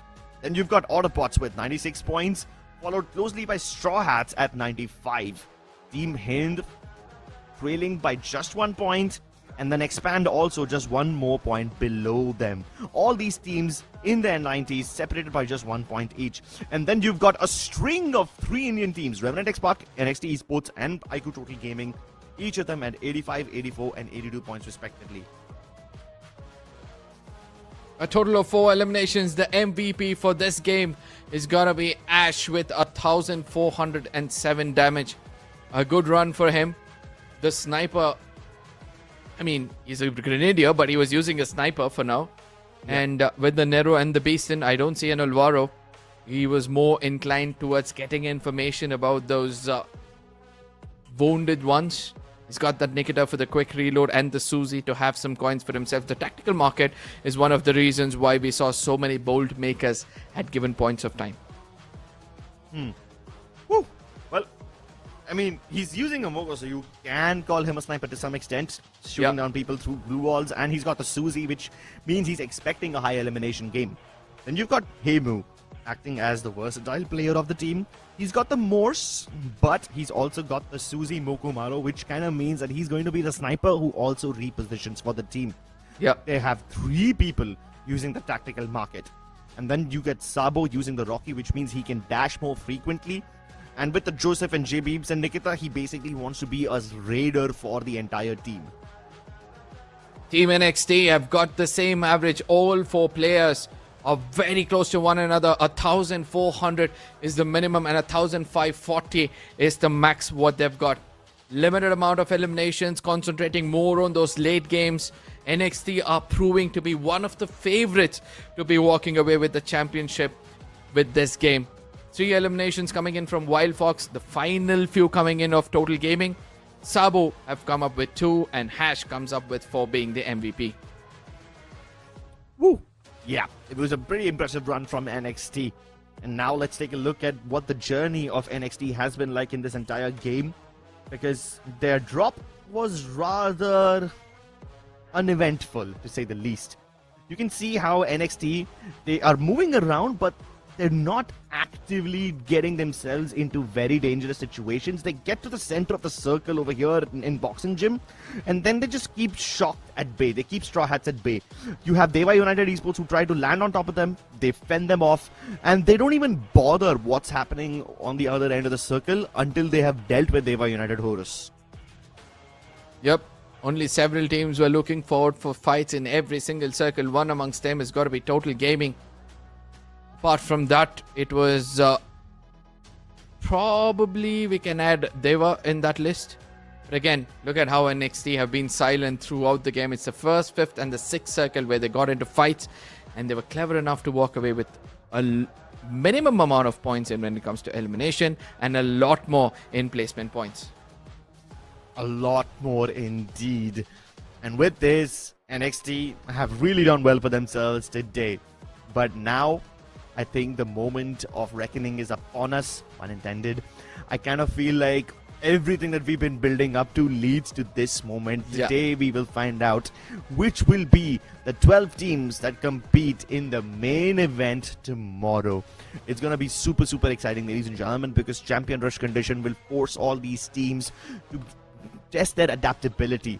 Up until now, we've seen a bunch of consistency from these teams, and this consistency gets them a lot of points. It gets them to the top of the points table, but unfortunately, that is not enough to win tomorrow. Even if you end up on the top of the points table, you do not guarantee take away that trophy unless you can get the points quickly enough and then get the booyah as well. The Champion Rush format is super unforgiving. Yeah, but again, you know, in this Asia Invitational 2026 Spring, I'm able to see that there's a lot of teams who are known for targeting the others. They are able to go to the drop locations and then challenge those teams. So ultimately, once the champion rush is activated, I'm expecting teams to, challenge the ones on the top, slap the king so that the crown falls off and it becomes easier for the rest. But again, at the same time, we all know that there are several teams like Dewa, United, Horus, who have showcased their prowess so much that they're open for any kind of challenge at any given point of time in this tournament. Exactly, man. I mean, Dewa United Horus, I think they were just a little shy from breaking a new record, and whether or not they get the record, they definitely want the trophy. So let's see who their opponents will be, ladies and gentlemen. In just a matter of moments, we will have the overall standings up on your team, and these are the top 12 teams who will play in the grand finals tomorrow. Yep, ladies and gentlemen, that is where the Titanic was unable to cross the line, and the 12 teams on our screens, a huge congratulations to them. None taken away from the bottoms because they have showcased some really good talent out here. Extreme X, I've got 139, and that has been the cutoff for the day. Revenant XSpark with 154. Horus Esports, Hora Esports is going to get 157, and Godlike and Total Gaming. Look at this. The two of the extremes from the Indian region are sticking together in this points table, and I cannot expect a better storyline. 157 from Godlike and 160 from Total Gaming. And then you've got Team Akkee just 1 point ahead of them at 161. NXT Esports boosting themselves up to the 6th spot with that final booyah, getting 166 points in total. They're still quite far behind Straw Hats, who are sitting at 181. And Autobotz, even without a single booyah, are at 184 points. I hope to God that they fixed their no booyah problem, because in the champion rush condition, no matter how well they play, they will have a lot of trouble if they can't get that booyah. Expand also playing really well today. Getting a booyah in the second game was super helpful. 187 points for them. And then you've got Team Hind at 191. The champion of Days Free Fire Max India Cup 2026 Spring, showing us how it's done in Free Fire Max Asia Invitational 2026 Spring. And then, last but not the least, sitting well above everybody else, untouchable, unfathomable by us regular mortals, is Dewa United Horus. Quite literally, the name of the Egyptian sky god suits them because they are just soaring so far above everybody else. Absolutely. Team Hind on the other side are still a big challenge for the rest of the lobby. At times we see them being aggressive. 133 points in elimination is no joke. But at the same time, if there is any other team which has impressed us the most in this tournament, and I feel they have a greater chance than everybody else in picking up the championship, is going to be Autobotz. 124 points in eliminations, and half of it is placement with 184 points. Whew. Yeah, that is super, super impressive. And I hope to see more from them tomorrow. But speaking of tomorrow, these will be the 12 teams that will be qualifying to the grand finals tomorrow, ladies and gentlemen. Dewa United Horus out here to set new records. Team Hind, they want to go from being the Indian champion to the Asian champion. Expand, looking to reclaim their glory. Autobotz proving that they want to be the most aggressive team in not just the country, but the whole continent. Straw Hats want to exact revenge for whatever happened to their other Bangladeshi teammates. They might have been able to win the Free Fire Bangladeshi Championship, but they now want to conquer the rest of Asia. NXT Esports missed out by the Indian Cup by just a narrow margin, but they want to aim for something bigger right now. Team Akkee, they might not be the strongest that Thailand has to offer, but they want to prove that Thailand as an overall region is super strong, because now they are the only Thai team left in this competition. And then you've got Total Gaming looking to reclaim their glory. Godlike Esports looking for their first trophy. You've got Hora Esports from Nepal as the only Nepalese representative. And then last but not the least, you've got Revenant XSpark and Extreme X.